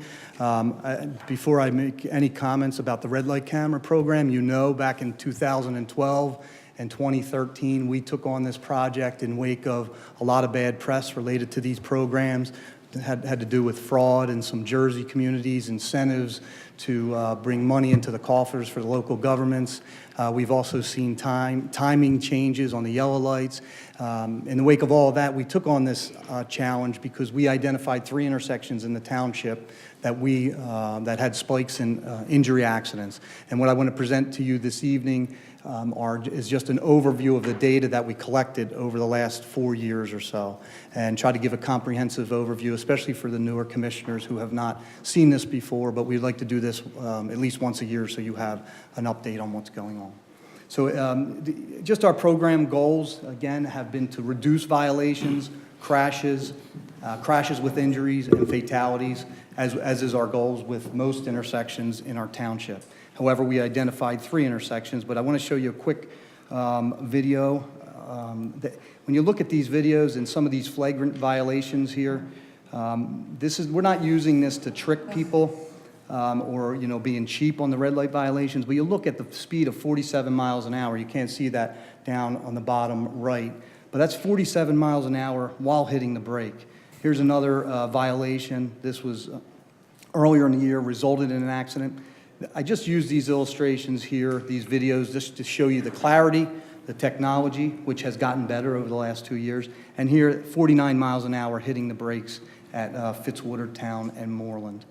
So again, here are the locations for the benefit of our newer commissioners here. Old York and Welsh, Old Welsh and Old York, and Moreland and Fitz. It's that intersection is shared with Upper Dublin. We only have the one side. So these were among the highest of crashes, and we couldn't get anywhere on those intersections with a marked unit in order to do traffic enforcement. It was too dangerous. The only time that we were able to do it was with like an officer sitting on a lawn chair, an unmarked car down the street. It was kind of cumbersome and a little bit dangerous, and we just could not catch the violators. So we also keep track of who's committing the red light camera violations. Since its inception, we have 83% are non-residents, and here's the total violations. 83% are non-residents. Total violations of almost 23,000 violations, and there's the ratio of residents to non-residents. 17% of residents. Now, why is this? Living in the community, you're going to be alerted to this. We did spend a fair amount of time before instituting the program, putting our signs at each intersection, allowing motorists to know that red light cameras are ahead. I think nowadays you have Waze apps and other things are out there that assist and basically notify motorists that these things are. Here's some recent violations, York and Susquehanna. This is not an accident, so you don't have to cringe here. But it's just a clear violation. Left turn to lane 2, and it has him going through at 51. Or is it 57? Can anybody see that? 51. So, yeah, actually, I brought those somewhere. Thank you. And here's in the dark, we've seen the technology has gotten better. Old York and Welsh, pretty, that's a flagrant violation going at, that looks like 53 miles an hour. And here's one at Moreland and Fitzwatertown, a recent one. And this was a close call here. He passes on the right at, that was only 33. He's going slow because he hit the brakes, but thank God there was no accident there. So again, you'll see here our goal, and traditionally these programs, the red light camera violations will be very high the first year. You'll see a reduction, and now all of a sudden we see this spike here. And I will email this to all of you guys, all of the commissioners at the end, make sure that you guys have this, and also I have a summary report that I'd like to email to all of you. This comes from the State Transportation Committee Program Overview for 2017. There's about 30 pages. But there are some interesting key findings that you could review. But you see the violations had gone up considerably in year 3 and also in year 4. The technology upgrade now is able to catch more than 1 or 2 violations at a time per intersection. The night technology, and if you have any specifics on that, has been so much more effective. In fact, our detectives use this after getting a search warrant. If we were to have a crime or a burglary or something, we would have to get a search warrant. They're able to get into the system, and they will review 15-minute clips of videos going through intersections if we have enough reasonable suspicion, probable cause to get the search warrant. So that's just a byproduct of having this program here. We were a little alarmed looking at those numbers, but the technology, I assure you, is the main cause of that. So here are the raw numbers, 2010 to 2014, preceding the installation of the cameras in the program. And then the last 4 years, up to date, in July, we had 120 total crashes. That's a significant reduction in crashes, minus 33%. We attribute it to the red light camera program. It's the only thing that has changed over the since 2010. And pre-camera, we had 38 injury accidents with 1 fatality. After the cameras, we thankfully have not had a fatality at any of the 3 intersections. Reduction in injury accidents to 26, or a reduction of 31%. And this is just a breakdown, and it's really small, the print here, but and total crashes to the left. The ones that we're most concerned about that cause death: angle injury, angle accidents, and rear-end accidents. You remember our big concern when we instituted this. They told us our rear-end accidents will go up because people are anticipating the red light cameras. We haven't seen that. I do attribute it to the great work that Chris Posey and Al Freed and Melissa Gargan have done preparing for this, and the public service announcements that they do every year trying to promote this. We're not here to trick people. We want to let them know that these red light cameras are there and to drive safely. But the big number there are the injuries and the fatalities, 38 injuries to 26 year to date. And you're looking at these last couple numbers here. 44 in the first couple of years, went down to 41, and as of, I guess this was July, right? Is that July? July 2018. I'm not sure if there were any more injury accidents. I wish I had those numbers. But again, you see the significant drop-off, and we're in the last quarter of the year, so we can keep our fingers crossed that that trend continues. Again, if we were to go out and do enforcement on these intersections, this, as most of you know, that this is totally reimbursed. Any administrative costs, the review process, the hearings, all of that is done by our traffic safety officer and manager, Al Freed, and Chris Posey, and we have Melissa Gargan handles all the administrative back-end stuff, especially with coordinating the hearings and handling payments, et cetera. But all of those none of that comes out of our operating budget. When we made this agreement, the concern was our traffic safety is our #1 complaint in our township, right? If you look at Al's emails and Chris's emails, they're among the most emails that come into our department with complaints about traffic safety. So we did not want to pull any of our resources away from traffic safety. So all this is done outside of the work schedule and reimbursed accordingly. I know we had a lot of help in the beginning from Angelo and traffic safety and the highway department when we were doing the construction cost. All of those were also reimbursed by the red light camera company. So again, unreimbursed administrative overhead, there's been zero. This is a revenue neutral program.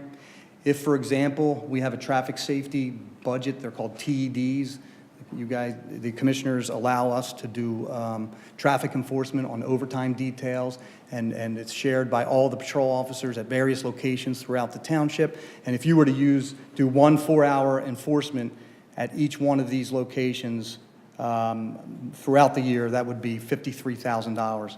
But when you look at, if you were to do two days at each one of those intersections, although it's very difficult to enforce traffic there, those would be staggering numbers. But we do have 24/7.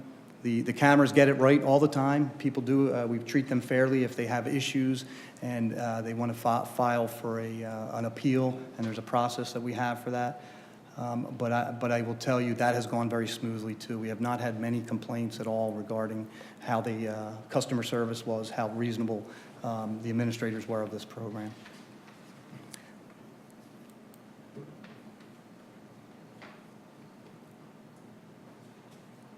And again, just to show the clarity one more time on that, I think that's 40 miles an hour. So these are flagrant violations that we would not otherwise be able to capture.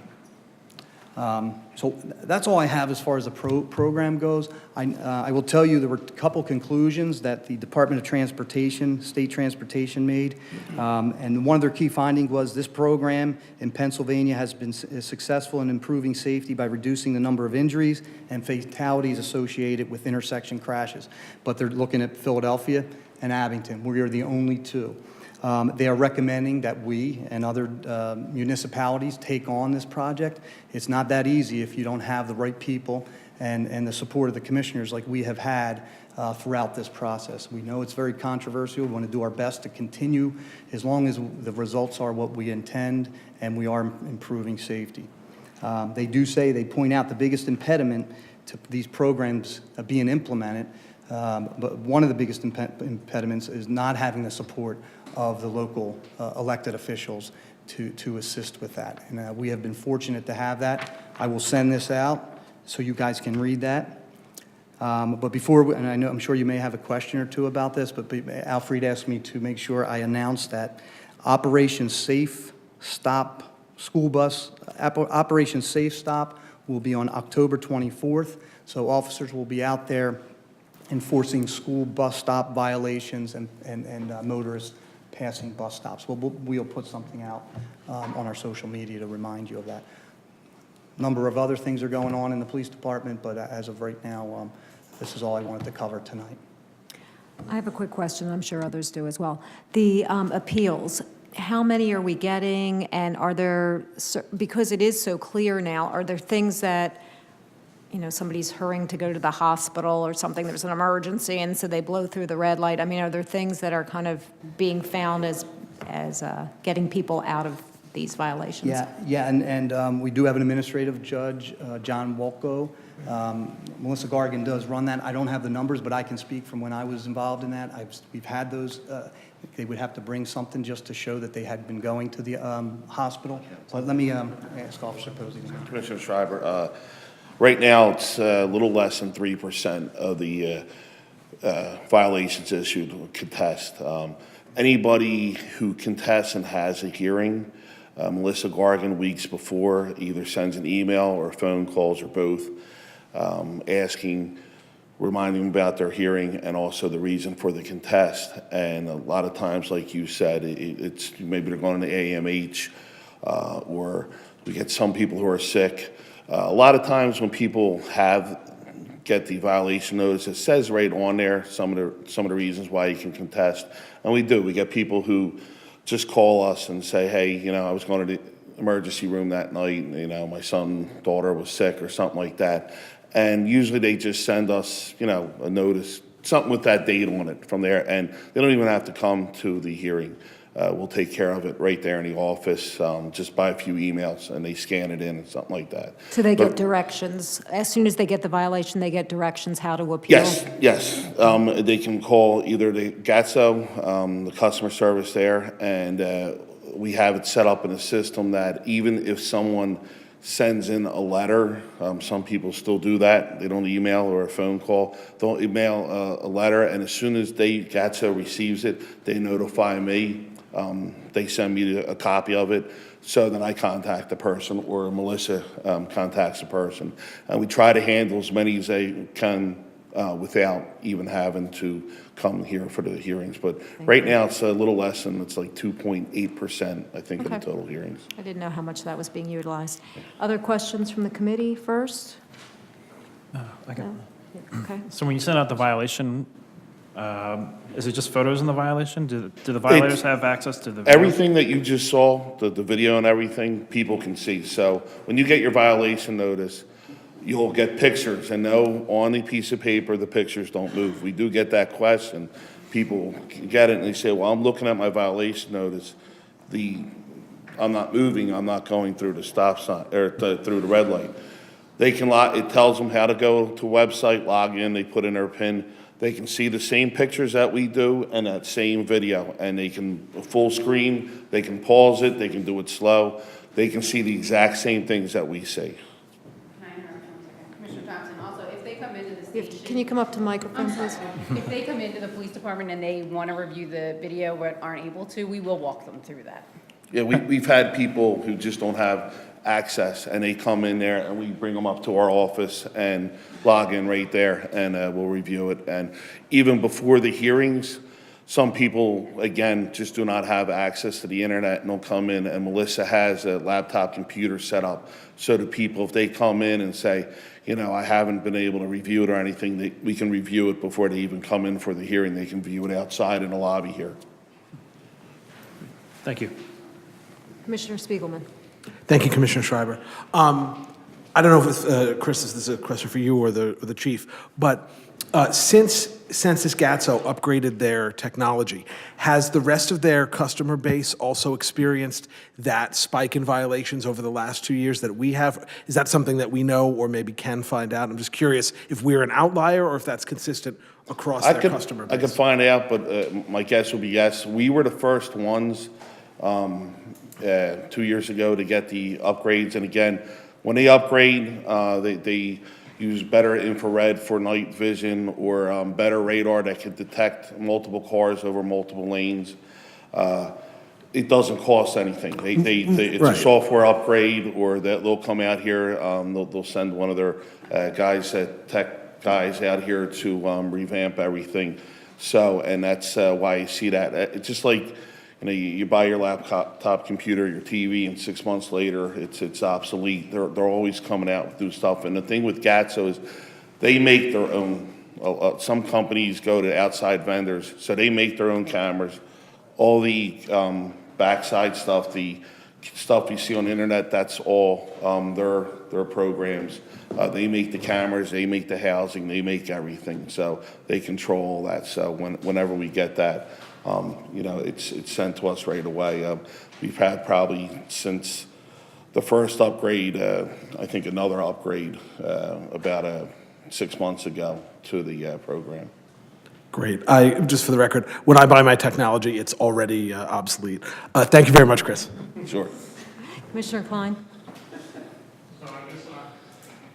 I don't understand I don't understand the correlation with the upgrades to the increase in violations. I thought this was, the main objective here was to be a deterrent. We had the first upgrade that caused us to jump from 3,900 to 6,300. And now you're saying that there's another upgrade that took us from 6,300 to 7,700 violations? Yes. And that's all because of upgrades, not because not because the program's not a deterrent? Well, you catch our numbers. We see a lot of first-time offenders coming through there. So you're using roads that some people travel it every day, some people don't. Just like in the city of Philadelphia, where they have their cameras at. Sometimes, you know, you may get somebody who travels through there every day, and you have repeat violators, and sometimes you don't. With these main corridors that they're on, we get a lot of traffic through there. So some of it may be people driving through for the first time, but I know how it was explained to us that we're able to, when they upgraded the infrared cameras at night, we're getting more night violations than we have before. So they're probably violations we might have missed in the past. I mean, I have a 55 to 60% increase from the year 15 to 16 to the 16 to 17 numbers, and then another 25 to 28% from the 16-17 year to the 17-18 year. I mean, you're telling me that that's all because of upgrades? And Commissioner, I think Commissioner Spiegelman's question earlier, we're going to research to find out what the numbers are, similar communities, if they've had them before the upgrades and after, and that, we'll get that out to you. I asked Melissa already to look into that, and we really can't answer that, but it is, we can see it looks alarming, but we can only tell you what the company told us. I mean, the other part of the contradiction is we talked about public service and reducing crashes, but violations keep going up. You would think that if you had public service out there reducing crashes, that it would also decrease violations. And that speaks to the technology. Again, we don't have that answer with the infrared. We don't know what the impact of that technology upgrade was, and we don't have comparisons for you here tonight, but we will get them out to you as soon as we can to see, because the numbers don't make sense without that. And you mentioned it also that it's only Philadelphia and Abington, because one of the things that was talked about way back when by Chief Kelly was that this was a pilot program, not pilot program, but Abington would be would be the trailblazer here, but it doesn't seem like any other municipalities in Pennsylvania have tacked on. What do you attribute to that? I will tell you, we have two municipalities have been working with us, local ones. I don't know if I should name them, but they're Montgomery and Bucks County. There are a number of impediments for those counties. I mentioned that earlier. Not having the support of the public officials was one of them. And you'll find they also had challenges in their organizations themselves. It was only PLEAC certified police departments were allowed to take on this. There were certain other parameters. The Arley State Transportation Commission had recommended that they expand the program and open it up to other municipalities. So it had been restricted. I will tell you, we have been approached a few times. I don't know whether it was personnel, people not willing to take a chance or experiment, if you will, with this. We're willing to take chances and experiment in this community when it comes to traffic safety, and I think that was part of why we were successful in at least implementing it. Yeah, unfortunately, I'm not sure that the experiment is reaping the benefits. I understand that you have numbers that bring down crashes, but I've also had questions in the past as to how those crashes are cataloged.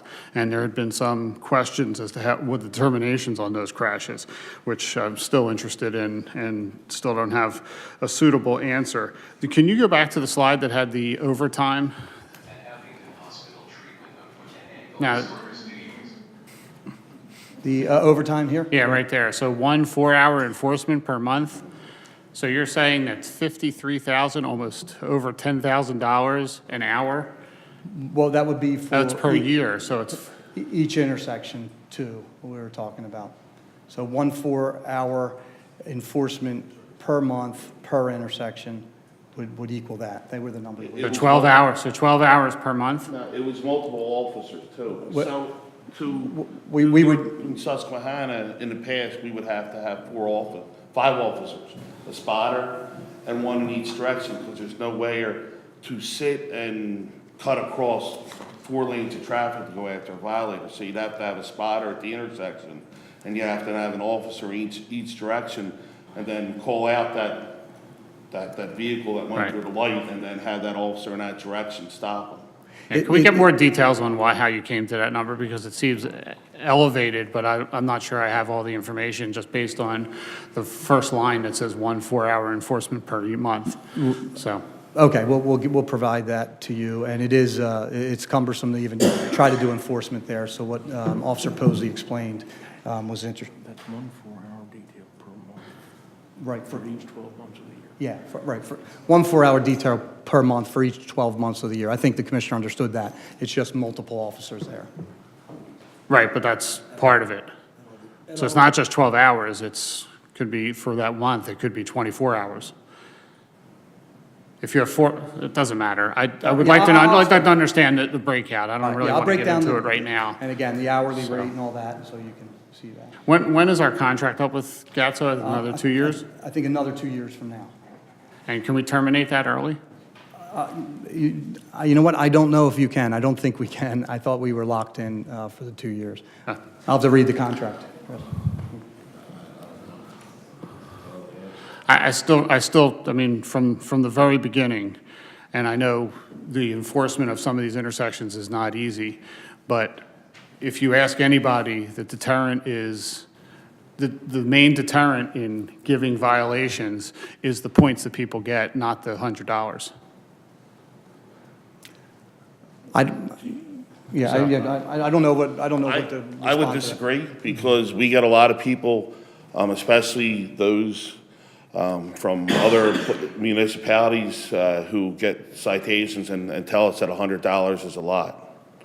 So we get people who do say that $100 is a lot for them, and, you know. I mean, I had a series of people that I talked to about it, and by far, the deterrent is the points. Again, and a it's lot. clear, and it's clear, but just based on the violations, I mean, And if I were to look. there's no significant change in violations, and in fact, I mean, the violations have increased, and I know some of that is due to upgrades, but I find it hard to believe that, you know, the raise of 50 to 60% or 25 to 28% increase is just not based on The infrared technology. is not based on technology upgrade. It's We will get information, compare it to other municipalities that have experienced the upgrade. And as far as the $100 fine, I will tell you, many of the officers on moving violations do not write people for points. There are times where we reduce it to 3111. So as far as the impact of changing behavior, you know, a lot of the data suggests that people who receive that in the mail, they don't want another one. So it does change the behavior, at least, of the ones that receive those citations. Although we have some repeat offenders, the number of repeat offenders, I think they could give you the numbers on that, Commissioner, but they have gone down too. yeah, I'd like to see that. I'd like to see that, repeat offenders. Thank you. I have some other questions. I think some other people do, too. So I'm wondering the signage, we've talked about with other things, how signs become part of the landscape when they don't change. I'm wondering if we've thought about changing the signage at all since, Yeah, I think that is regulated by the state law, but do you want to add to that? I know we had the signs at the very beginning that were different, and We're going to put those up again, the signage saying that the are above, you know, coming, the red light cameras, so that digital signs. All the signs that warn of the cameras at all the intersections, that's all regulated by PennDOT. So the size, where they're at, everything, it's regulated. But what we do, in addition, it's not required. We get the message boards out there a couple times a year and put them at the different intersections before the intersections to say red light camera enforced. Coming up. We just had ones not too long ago down there going northbound on York Road at by the synagogue there, by the spur, that let people know. And besides that, we'll talk at different functions and let people know. Hand out literature. Just before school went back, I went over to Penn State, the dorms and the main campus, and handed out all the literature and everything. Okay, that was good. So we let them know it's at the courts, the library, some of the up the mall, different places. So we get the word out there, and also on a TV station and on social media. thank you. I think it's a good job. Commissioner Spiegelman? Thank you, Commissioner Schreiber. Just to quickly make an important clarification of my question with regard to Commissioner Klein's comments. Commissioner Klein and I have obviously respectfully, sometimes even cordially, disagreed throughout the years, I think, on our opinions of the red light camera program. But what I definitely would like to see with when we get other data from Census Gatso as far as what's happened with other customers' violations as they've done these technology upgrades, is look at whether or not, based on their data, we need to treat these technology upgrades as a new zero from which to start measuring, or if there really is an issue with the efficacy of the program and we're not getting, even factoring in the technology, we're not getting that drop. Because I do think that's important for us to know, just as far as our due diligence continuing. Yeah, I wish I had that for you. We should No, have no, no, actually looked at I just that, wanted to yeah. explain that Because that's- those numbers were alarming to see that jump Right. and to attribute it all to technology. We agreed that was the reason, but we will try to get those numbers for you. I'm just trying to offer some rare public support for one of Commissioner Klein's positions. Thank you. Commissioner Myers? Thank you. Chief, and I'm not sure you can answer this question. At an intersection that does not have a red light camera and someone runs the light and is stopped by an officer, What is the fine and what you mentioned points, and how many points do you get? Well, it's been a little while since I wrote a ticket, but I will tell you, and they changed it, but it's closer to $200, and you would receive points for a moving violation. Although many officers do write motorists who blow a red light, if you will, with no point violation. And then additionally, it costs us money to have the officer there as you demonstrate on that screen. Yeah, absolutely. I mean, the resources, we cannot, put resources at these intersections for this amount of time and have a 100% clear violation. And again, subject to some scrutiny, but you, as you heard, only 3%, less than 3% even challenge them. Right. Thank you. Any other questions? Thank you very much for your presentation. Okay, thanks. We have no unfinished business tonight, so we're going to go on with the new business. We have 3 agenda items. First is PS1 is to consider a motion appointing candidates Daniel Bergman and Anthony Agudo, if I'm saying that right, Agudo from the Civil Service eligibility list to the position of probationary police officer, provided that they successfully complete the background investigation, the medical, psychological screenings, and all other entry requirements of the Municipal Police Officers Education and Training Commission for Act 120 training, effective Monday, October 29th, 2018, and I so move. Second. It's been moved and seconded. Any questions or concerns from commissioners? Staff, audience, hearing none. All those in favor? Aye. Any opposed? Motion carries. PS2 is to consider a motion to accept the FY 2017 staffing for adequate fire and emergency response SAFER grant in the amount of $117,500, and I so move. Second. It's been moved and seconded, and we have our fire department, fire marshal, and fire administrator. I couldn't think of your title there. So, gentlemen, would you like to explain this a little bit more? The FY 2017 fiscal year, that's how the government talks, staffing for adequate fire and emergency response, that's the SAFER grant. Most municipalities that get this grant use it to hire paid staff, career firefighters. We're using it to increase our marketing programs, our website, our Facebook page. We're going to produce a video that we can show in various mediums, graphic designs, trade show displays, brochures, PowerPoint presentations, and so forth. A lot of this is described in our strategic plan, which I think you've all received a copy of, and it's on our website. Thank you. $117,000 seems like a lot of money, and it is, but that would really buy you 2 paid firefighters for a year. So we feel that this is a terrific return on the investment to apply the money to marketing programs. We're very fortunate in Abington. You hear stories about volunteers in the state, nationwide, and so forth.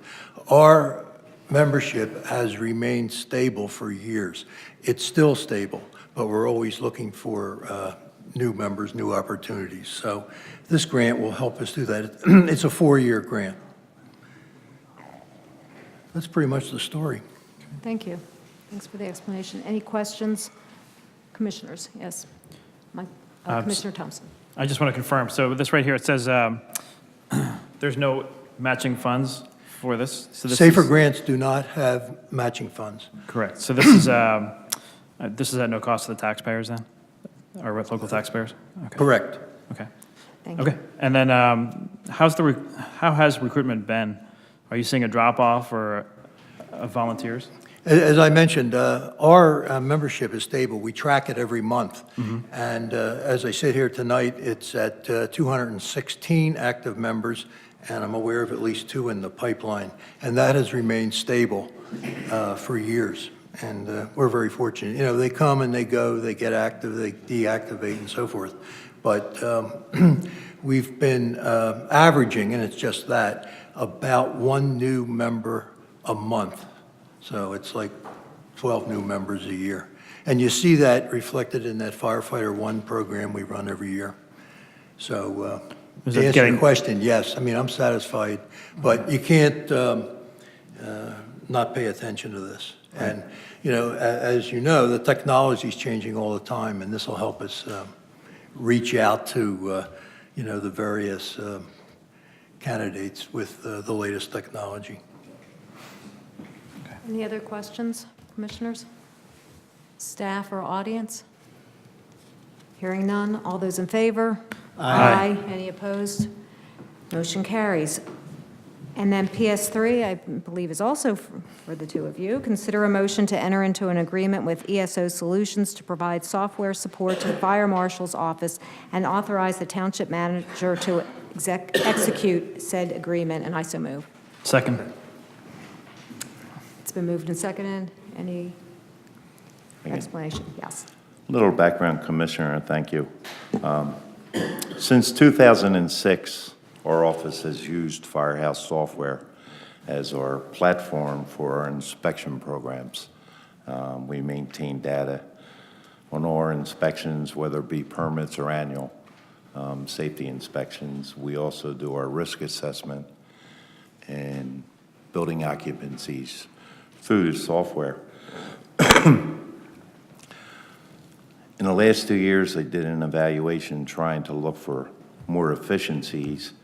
And in conjunction with movements here in the township building itself with code enforcement and staff trying to go paperless, we realized that the software we're using was basically 8 to 10 versions from what they have today.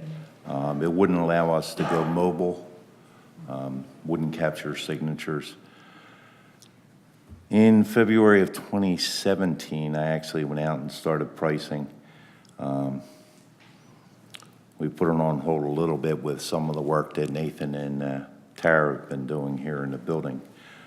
But this year in February, I actually got that pricing almost cut in half, submitted a purchase order. We had the approvals back in February. Between February and April, Firehouse Software, the vendor, merged into ESO Solutions. The new parent company now required us to come up with a new licensing agreement, service agreement with their company. They wouldn't honor the existing Firehouse agreement we had in place for years. So are you I don't saying know that the cost went up with that? the cost Was it- actually, we Where it went? actually ended up with a $4,000 savings Oh, okay. Well, that's good. this year. That's why I've been trying to push to get this through and approved. You know, that's a big hit in the budget. We had already budgeted for $6,000, so that's going to help us out. But just to give you a ballpark what it means, the program costs $4,200. That is $200 less than the hourly wages we average in a year doing manual inspection entries. So the efficiency is going to have the people out in the field actually entering that data right to the database versus writing it off. So I don't know if the manager has any more follow-up.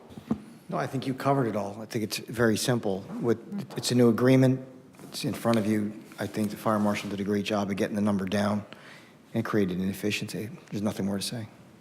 Thank you. Any questions from commissioners? Staff, audience? Hearing none, all those in favor? Aye. Any opposed? Motion carries. And Thank before you. you gentlemen leave, if I'm not mistaken, you, I think I may have been the only person who got the email on this yet. You got a kudos from some group, and I'm blanking on the name of it. So if you could just tell us a little bit about that. We'll be back next month with news about another grant that we received, and that one was from the Firemen's Association of the State of Pennsylvania, and that's also for recruitment programs.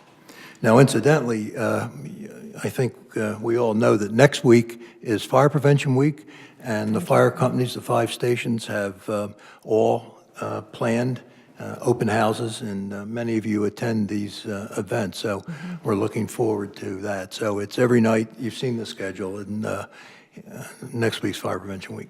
Thank you for that announcement as well. And I also want to acknowledge that we have our second alarmist, Rich Garrett, here.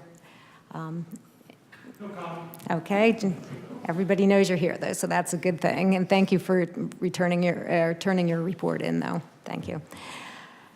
Okay, any public comment on public safety this evening?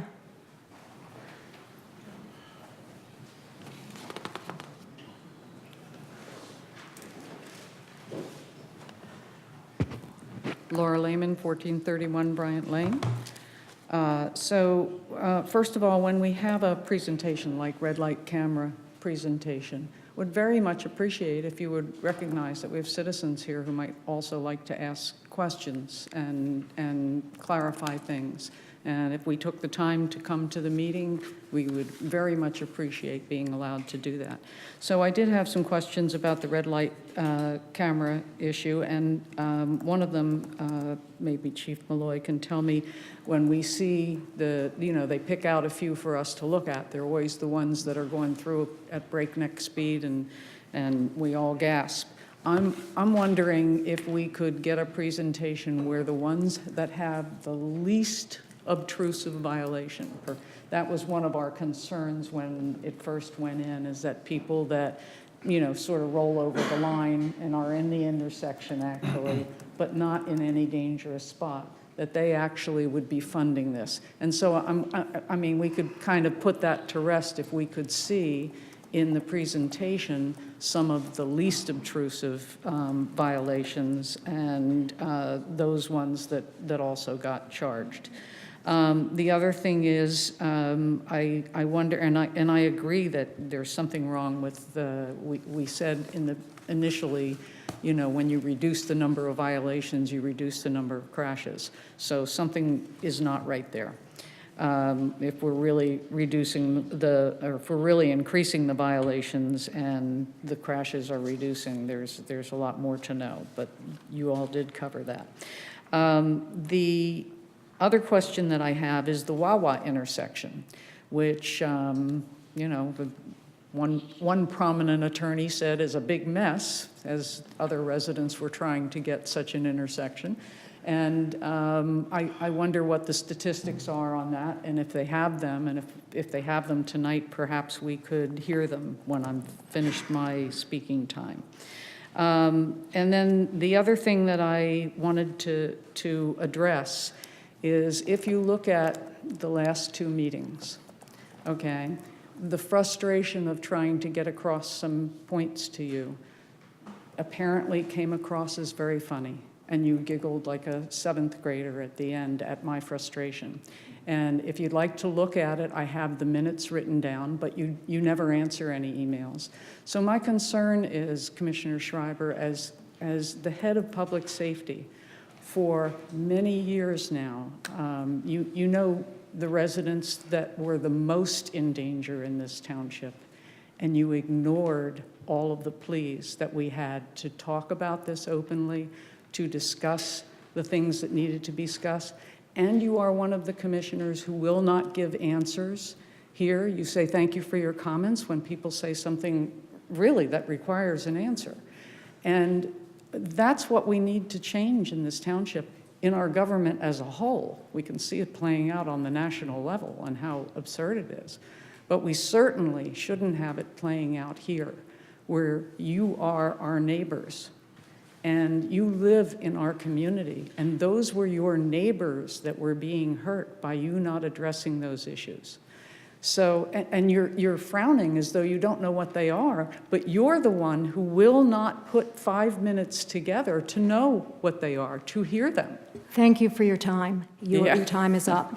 But I will address, once you sit down, something that you just said. So please Okay. sit down. If it's not correct, may I correct that? No, you or may not. I have a comment to make, so please sit down. And that's the problem with this particular No, it's my report. statement. It's not in, Yeah, just but that's have the a seat. problem. If it's wrong or incorrect, I don't get an opportunity to correct it. Please sit down. Yes, I will.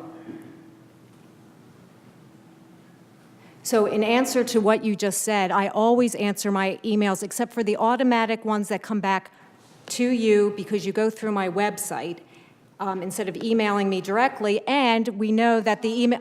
That is not true. I always answer my emails to other people if I get them.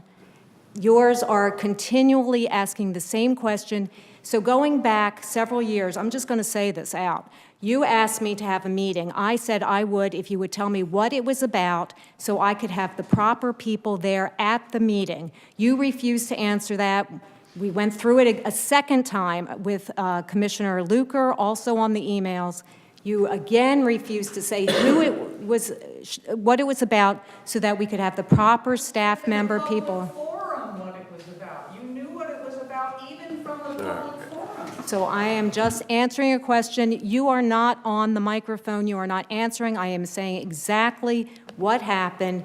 And so to this day, no, we are not going to meet. That is the end. The meeting is adjourned. It is my pleasure to call to order the October 3rd, 2018 meeting of the Abington Township Public Affairs Committee. And let us start with a roll call. Here. Here. Here. Off to a great start. Approval of the minutes. I'm going to start with a motion to approve the minutes of the September 5th, 2018 Public Affairs Committee meeting, and I so move. All right, it's been moved and seconded. Any corrections from anyone up here? Hearing none. All those in favor to approve? Aye. Minutes are approved. And now, a presentation on the pool feasibility study from Parks and Rec Director Andy Oles. Director Oles, welcome. Thank you very much. Thank you, commissioners and committee members. So tonight, we're going to give you a little bit brief overview of the study, which began back in 2016. We had a DCNR grant that we used to offset the cost of this. We started this a while ago. It was pretty involved. We had several meetings for a steering committee made up of township staff, residents, neighbors that live near the pools, and our design team. That was back in 17. Also in 17, we had contracted with Management Learning Laboratories to do a survey that went out online and out in the mail to the residents to gather feedback on the thing, and this is all in the final study. The purpose of the presentation tonight is to kind of inform the board, some of the newer members, the audience and stuff, of our pools, the estimated cost, the conditions of them, some of the estimated costs to improve those conditions, and this will also help us tie these facilities into an overall parks and open space plan in the future, so we know what asset we have and where we did that. Tonight with me, I have Carl Kelman from KMS Design Group. Carl was the lead consultant on this project, and I'm going to turn this over to him as he can walk you through some of the procedures that we went through over the last year and a half, 2 years for this process, and then we'll take some questions at the end. So without that, I'm going to introduce Carl Kelman. Thank you. If you could introduce yourself, your name and address, so we can put it in the record. Good evening, and thank you for asking me to come here. My name is, as Andy said, is Carl Kelman. I happen to be an Abington Township resident and have been since 1990. Prior to that, I was a Cheltenham resident. Sorry. My kids have gone to Abington High School, and I lived at the corner of Bradfield and Edge Hill Road for 15 years. Now live in Willow Grove, just south of the mall on Phipps Avenue. I'd like to go through this fairly quickly in respect for your time, since we're running so late. Let me blast through a couple of these slides. Andy was going to show these, and I think he just got excited here and forgot we have acknowledgement pages and so forth. These are all copies of the pages from the full report, which I believe you have. And I've given you also copies of the PowerPoint, so you have them for your reference. And on the back end of that are the notes from which I'll speak. This project, as Andy indicated, started in late 2016 when Doug Wendell was still the director of the Parks Department. Andy came in, what was that, early 2017, March, I think it was, and has run with it since then. We've been involved with it from the very beginning. I'd like to go on and talk about some of the, this thing doesn't seem to want to work. Okay, the design team has done several things, and one of the things we did do is to take a kickoff meeting with Andy and some of the other staff and go through both facilities, both Penn Bryn and Crestmont Parks and the pool systems. And we did a complete analysis of those systems that included the plumbing systems and the pool shells and the buildings and the sites and all that kind of thing. Then we put together an analysis of that. These are a couple of pages from that analysis. And just as a sample, this one's for Penn Bryn. Come on. It doesn't want to cooperate here. Technology assistance in aisle 1? Yes, isn't technology grand? Oop, that didn't work. I just hit the return key. There we go. Now you should use the left and right. The arrows should work. Okay, it's the up-down arrows. All righty. So this is the Penn Bryn site and the Crestmont site. As you can see, the differences between them, the Penn Bryn site is a long, narrow site. It's about 16 acres. The Crestmont site is about 18 acres, although most people don't recognize it as such, because what most people think of as Crestmont Park is the open area where the baseball and soccer fields and so forth are. But there's a substantial wooded area that is off to the side and is technically a part of the park. Okay, so we did, as Andy indicated, we had a public input analysis that was done online. These are some sample pages and analysis from that. Generally speaking, the community is supportive of the pools, although as we know from 1996 was their high point in usage, but and they've been dropping off in membership and so forth since. Some of the comments that came back in the survey indicated that people felt that the restroom buildings in particular were poorly maintained, dirty and smelly and all that kind of thing.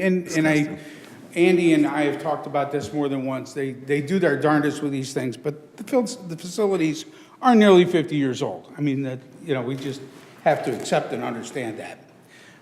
So we also, as a part of this project, compared the pools here in Abington with several other community pools. 4 of them to be exact. We discussed this with the steering committee and staff and settled on the Fanny Chapman Pool up in Doylestown, the Hatfield Aquatic Center in Hatfield Township, and 2 pools in Lower Marion Township, the Ardmore Avenue Pool and the, what was the other one? The Belmont Hills Pool. And those facilities, the reason we picked those facilities is they had all been either refurbished or built within the approximate time frame of the last time that these pools were addressed. Roughly 10 years or so since the Abington pools had any serious work done on them. They had filtration systems and so forth replaced at that time, but none of the shells had actually been worked on.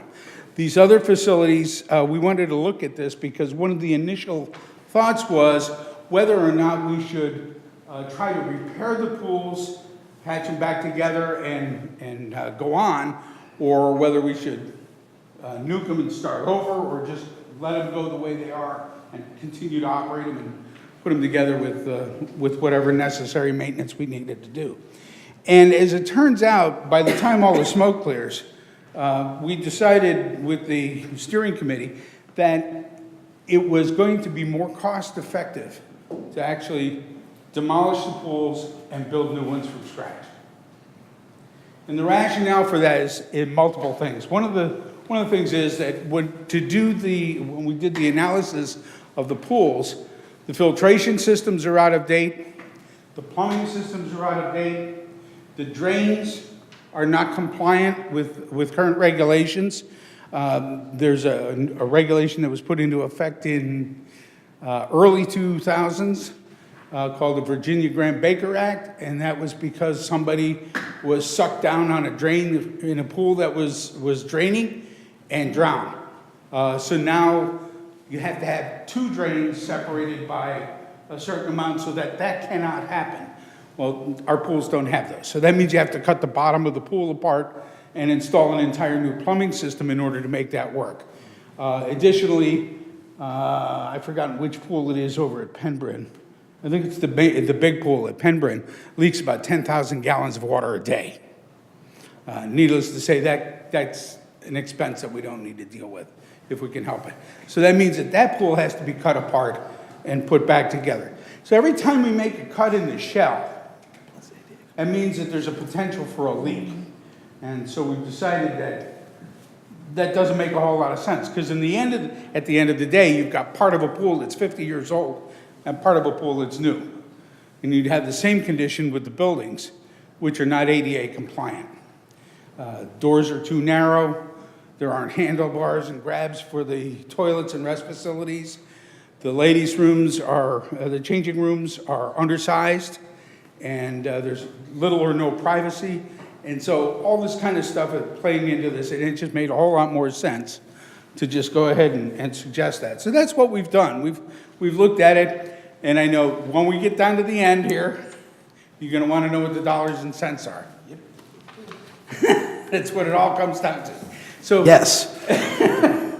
So phasing, we've looked at some different options for this, and we here's the numbers.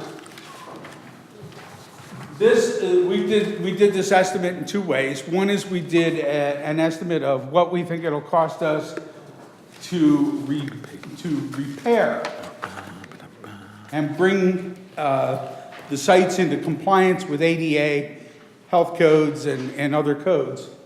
And the cost, pardon me, of the costs here at the bottom are for the pools, both pools combined. They're essentially the same pool system. They've got the same facilities.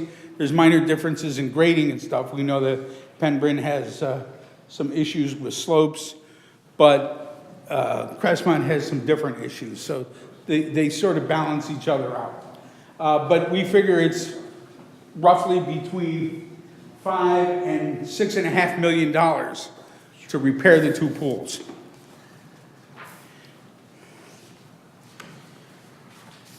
To tear them down and build new ones would run between $7.4 and $9 million. Now that sounds like a lot of money, but you're amortizing it over potentially 50 years. And we believe that the improved facilities would be a big draw, which would increase usage and increase revenues to the township. We'd also have a reduction in maintenance costs because of we're not paying for the leaking water and the corresponding chemicals that have to be added to the water to counterbalance the new water coming in and the other various things like that. So that's kind of in a nutshell what we're talking about. Now you want to know where to get the money. Yes. Not many people have a check that big that they're willing to write. So, but we can do this in a series of phases. One of the things we looked at is the idea of, I was thinking of a fast-track phasing system where we might look at the 2 pools and just piggyback right along. But you'd be applying for several different grants. And what that does is that allows you, for instance, to do a demolition grant for one project while you're designing the next project, or designing the second part of that project, so that you can get a grant for the demolition while you're getting a grant for engineering and design fees, and then a grant for construction. So you're getting a series of different grants, and you can go back to the same pot. Typically, Pennsylvania DCNR is the favored grant source for recreation projects, but money is also available through Pennsylvania DCED, through the Act 13 money, the Marcellus Shale money. There's money available through that. There's even money, depending on how it's used, you could get money through the TAP programs, and if you're putting in trails and things like that. So for some of the extra facilities or additional facilities that you might use to get transportation or provide access to the facilities, you can get from a lot of different sources. Land Water Conservation Fund's another one through the federal government that's administered by the National Park Service.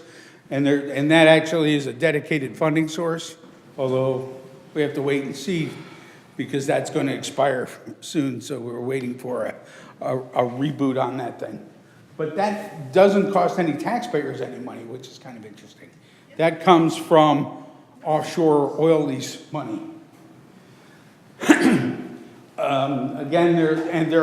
Additionally, there are a lot of private philanthropic organizations in the area. The best known of them will be William Penn and the Pew Charitable Trust and a couple others like that that are very well known and do offer money for various things related to recreation and health and so forth. I checked, Abington Hospital does not have a foundation that does that kind of stuff. Not this, no. No, but a few of the other community hospitals do have money that they offer as grant money for facilities that are related to health.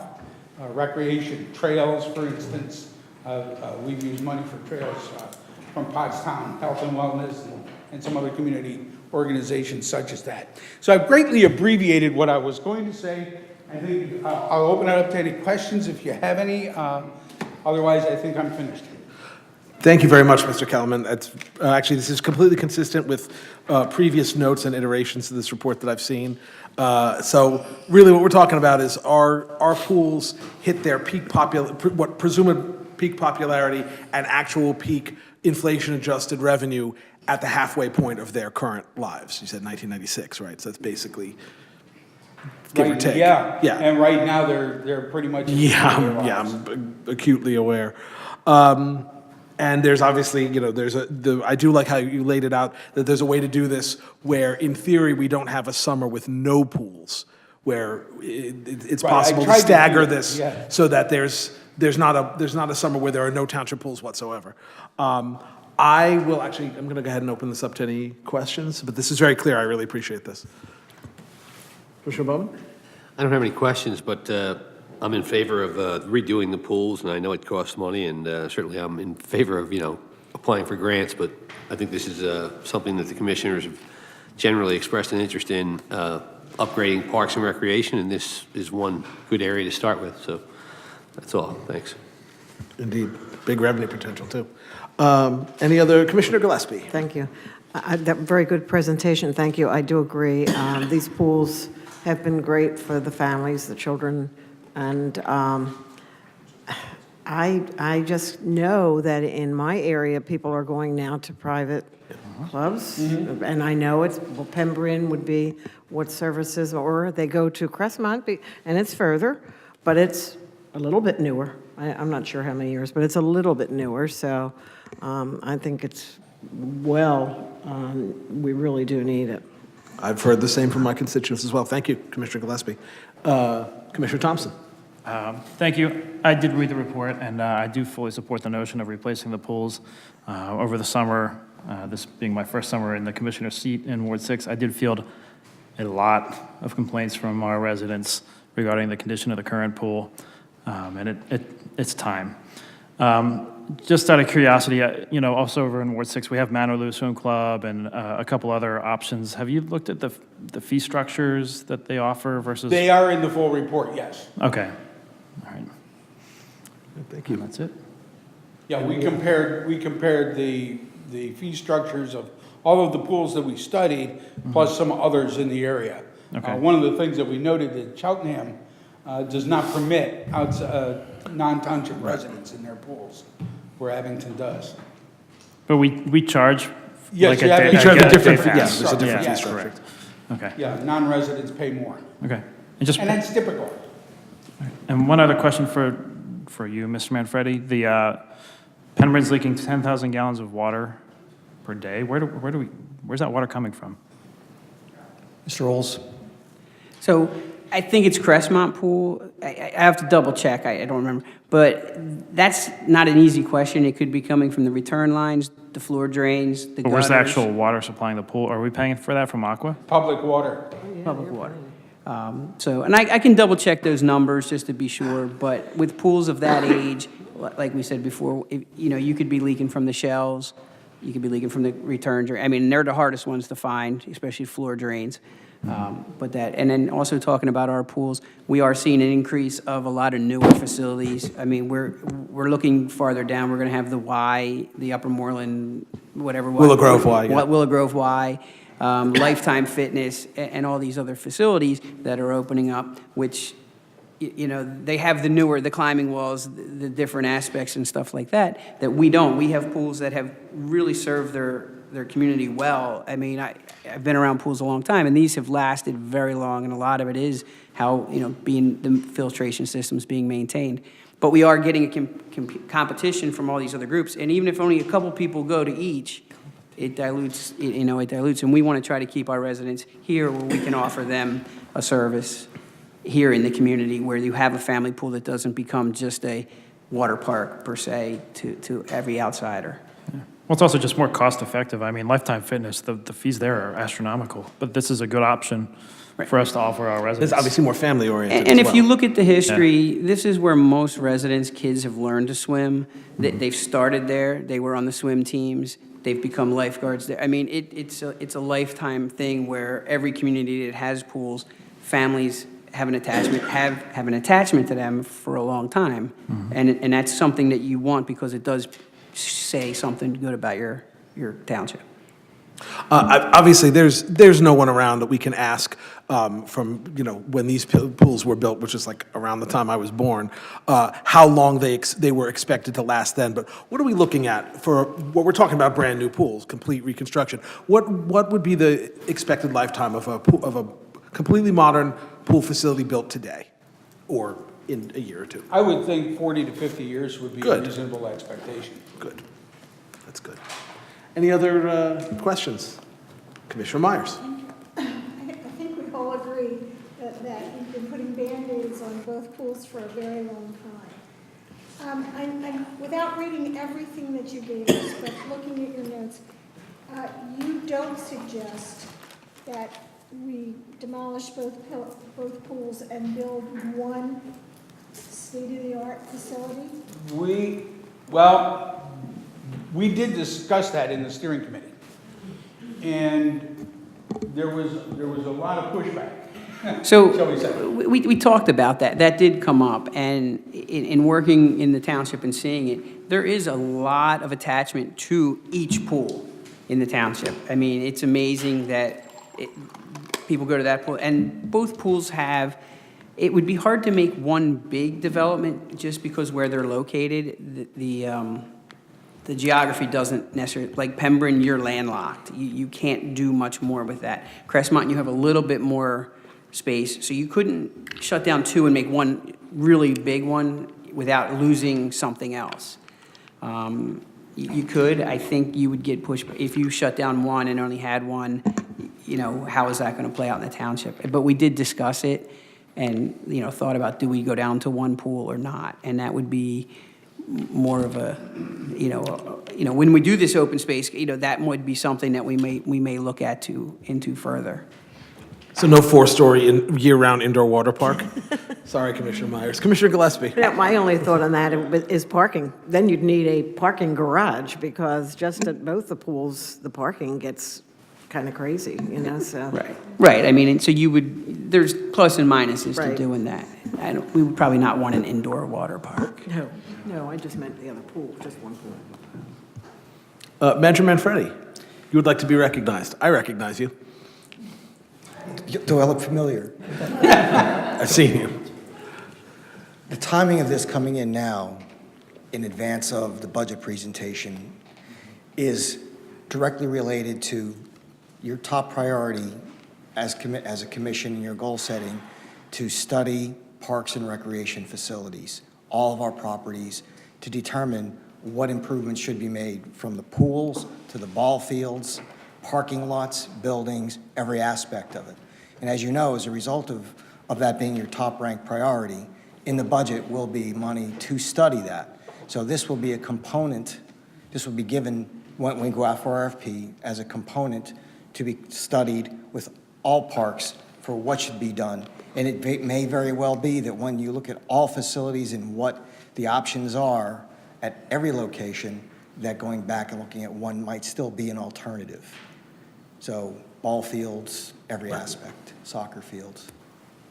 We look forward to seeing that in the upcoming budget. Once you approve the money, that, and then stormwater, of course, was, I think, number Right. 2 or 3. Yeah. Excellent. All right, any other questions for Director Oles or Mr. Kellerman? Thank you very much for that presentation. And for all the work that went into it. All right. We have no unfinished business, so let's finish the new business. Our agenda tonight consists of 5 items, starting with PA1. This is a motion to appoint Carl Anderson to the 5-year unexpired term ending December 31st, 2021 on the Township Shade Tree Commission, and I so move. Second. It's been moved and seconded. Pretty straightforward, but are there any questions from the committee? Commissioners in general? Audience? Hearing none, all those in favor? Aye. Aye. PA1 passes. PA2, consider a motion to approve the application for the 2019 Tree Vitalize grant in the amount of $6,000. The grant would require a 25% match from the township. That would be in-kind services, and I so move. Second. Moved and seconded. Tree Vitalize, again, something we're probably pretty familiar with. Are there any questions from the committee? The board in general? Is that a question, or just you waving? Okay. Okay.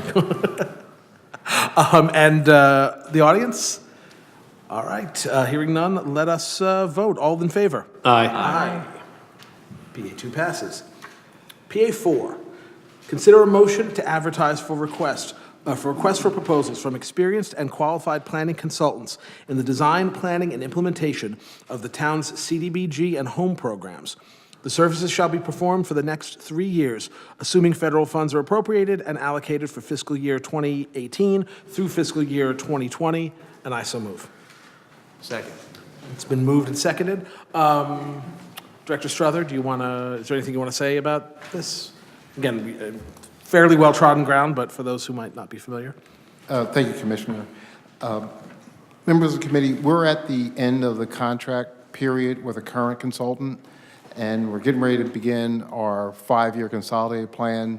So it'll be prudent for us to re-advertise and solicit proposals from experienced, qualified planning consultants that is familiar with the CDBG program in addition to the home program funding requirements. Thank you very much. Any questions from members of the committee? Commissioners in general. Commissioner Vahey. Just wanted to make sure I understand this. These are services currently being provided by an outside consultant? Yes. Okay. And it says there's no fiscal impact. Is that just referring to the RFP or the fact that this is funded by? Okay. It's funded with CDBG funds. Thank you. Thank you, Commissioner Vahey. Any other questions from commissioners? Commissioner Myers. Just a quick question. Ken, would you be administering this process in finding another consultant or going with the same consultant? You'll be an RFP, and we'll have a selection team, so when the proposals come in your package, you can see there's a ranking. And once the proposals come in, there will be a selection team that will review it, and we will report back to the board what the findings will be from the selection team. All right. Any other questions from commissioners? Audience? Hearing none, let us vote. All in favor? Aye. Aye. PA 4 passes. PA 6, consider a motion to approve and authorize payment to Hill International Incorporated in the amount of $29,700 for the services provided by My LCM Incorporated for work performed from July 1st, 2016 to September 31st, 2017, and to eComply LLC in the amount of $6,000 for work performed from October 1st, 2017 to December 31st, 2017 for prevailing wage project compliance, and I so move. Second. All right, it's been moved and seconded. I know this is the updated version of something we talked about last month. Mr. Manfredi. Yes, Mr. Chairman. So just to be clear, first of all, this is listed as new business rather than unfinished business because the exact item that was in front of you when this was discussed last time, this has changed. Yes. What was in front of you last time was seeking to approve an old agreement. That is no longer the case. Right. The numbers that were presented to you at that time were less than the numbers that are here now. And Director Struther is going to talk about why those numbers have changed. And frankly, the agreement was removed because of valid points that were made by Commissioner Vahey. So it's the only reason it's not unfinished. It's going to go right to his head, but Director Struther, please. Sure. In short, when the information was put together, the consultant gave us the wrong invoice. We reviewed it and asked them to look at their books, and they captured some unbilled times, which was specifically the e-compliance. They failed to include that invoice in the package, and that's why the number had increased. All right. I'm going to just go ahead and open this up to questions from members of the committee, commissioners in general, audience. Hearing none, let us vote. All in favor? Aye. Aye. Opposed? PA 6 passes. Our last item is PA 7.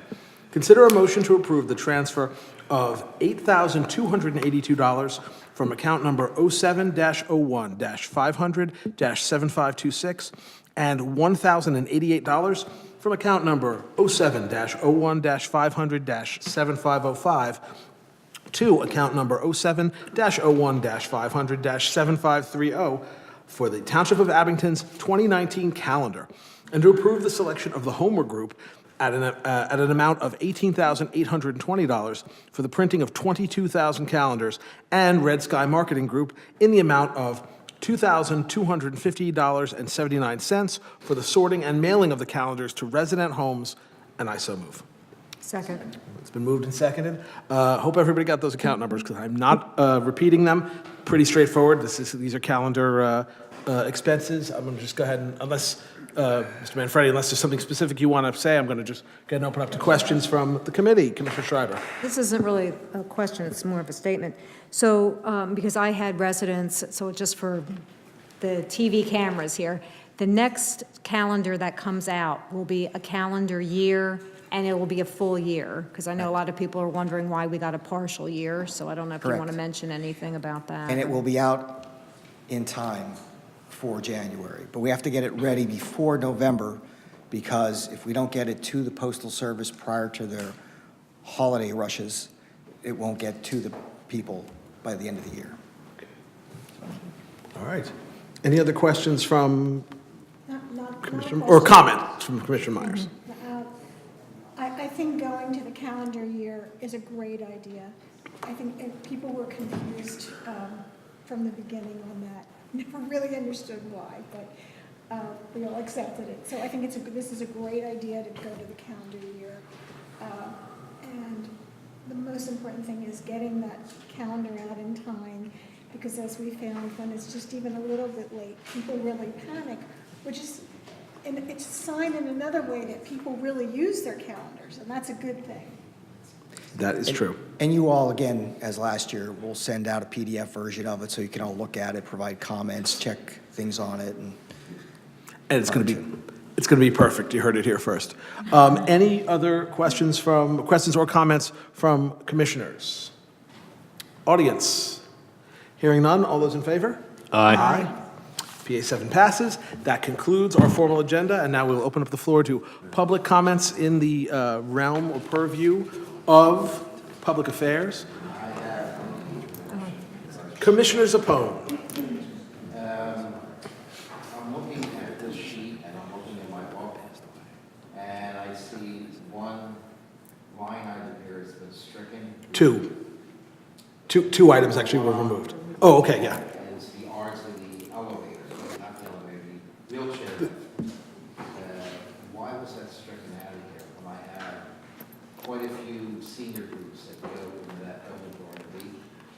I'm just curious as to why it was taken out. Manager Manfredi, do you want to go ahead and answer? Or? It's being moved to next month because there are still questions about the language with respect to the elevator. It's not being eliminated, but there are issues that came up through our review that require additional information. So it's just being postponed till November. But it's going to happen, unconditionally. Thank you. Thank you, Commissioner Zappone. All right, again, comments from the public. Laura Lehman, 1431 Bryant Lane. So part of what is filtering through you, Commissioner, is the communication process. Public comment, all of that stuff, it is absolutely broken here. So last time when we were talking about the rain gutter system and the code enforcement, by the way I was interrupted and the way you were allowed to speak during my time and Commissioner Klein was allowed to speak, you didn't learn anything new from me. You only knew what you knew before. So you need to actually listen to your residents. You actually had that wrong. You have partly right, but our engineer, Mike Powers, actually told you that it doesn't work that way. It's not that simple that rain comes down and it goes into the pervious surfaces. He said they're so hard and mostly clay with short way under that it goes way off. So you need to listen to what the problems of your residents are. I have worked with hundreds of flooding victims in both Cheltenham and in Abington. People who had their cars wash away, their houses were abandoned by them because they couldn't live in them. I cannot believe that you would not put a situation together where people had a place to address these things. Whatever you're addressing in what mode you want to address them. What Commissioner Klein said last time was just false. It was false. I'll send you the text, the transcript, that Commissioner Rothman, again, tried to cut me off. And in doing so, you all gave him an attaboy. I heard the attaboys and the way to goes after he was done. This is almost, I mean, it's so unconscionable, and it's happening everywhere in our government, but it is right here. Commissioner Schreiber doesn't seem to know how many people were hurt by the public safety not being addressed. And that's what you need to hear and understand. They lost money, they lost their health, they lost their jobs. Some of them nearly died. They were taken to the hospital. And some of them got to move out, some of them couldn't afford to move out. You need to hear those things, but you need to put a forum together where they can be heard. Okay? Commissioner Sanchez refused tonight to allow me to ask the questions and get the answers, but he allowed Commissioner Klein to do it for me, and which Commissioner Klein placed all his questions in a way that got false answers. Once again, the answers we were looking for is that you have the discretion in this matter of the code enforcement. So in multiple ways, Commissioner Sanchez is hurting his own constituents in this way by cutting off speech. So what we need to do, Commissioner Klein, by the way, in his questioning tonight, he seemed to indicate that you couldn't dismiss something because there wasn't anything. Well, if there wasn't anything, when they came back with something, they should have come to Code Enforcement Committee and asked if they could. Your again time go plus to a bonus planning. minute has expired. Okay. Your 4 minutes have expired. And so you're showing exactly. I didn't interrupt you. I did not interrupt you No, but once. I'm asking you, I where do listened I to get everything you answers to said, these things? but now you've had 4 minutes. So the question is, in this township, where do we get answers to those things because these residents are being hurt. Commissioner Sanchez's residents are being hurt, and he's not helping them into the Thank you for your process. comments. Your time has expired. And that also hurts. No, your time has expired. Vice Chair Bowman, would you say that this committee with an incredibly long agenda went really quickly? Yes. Thank you. We are adjourned.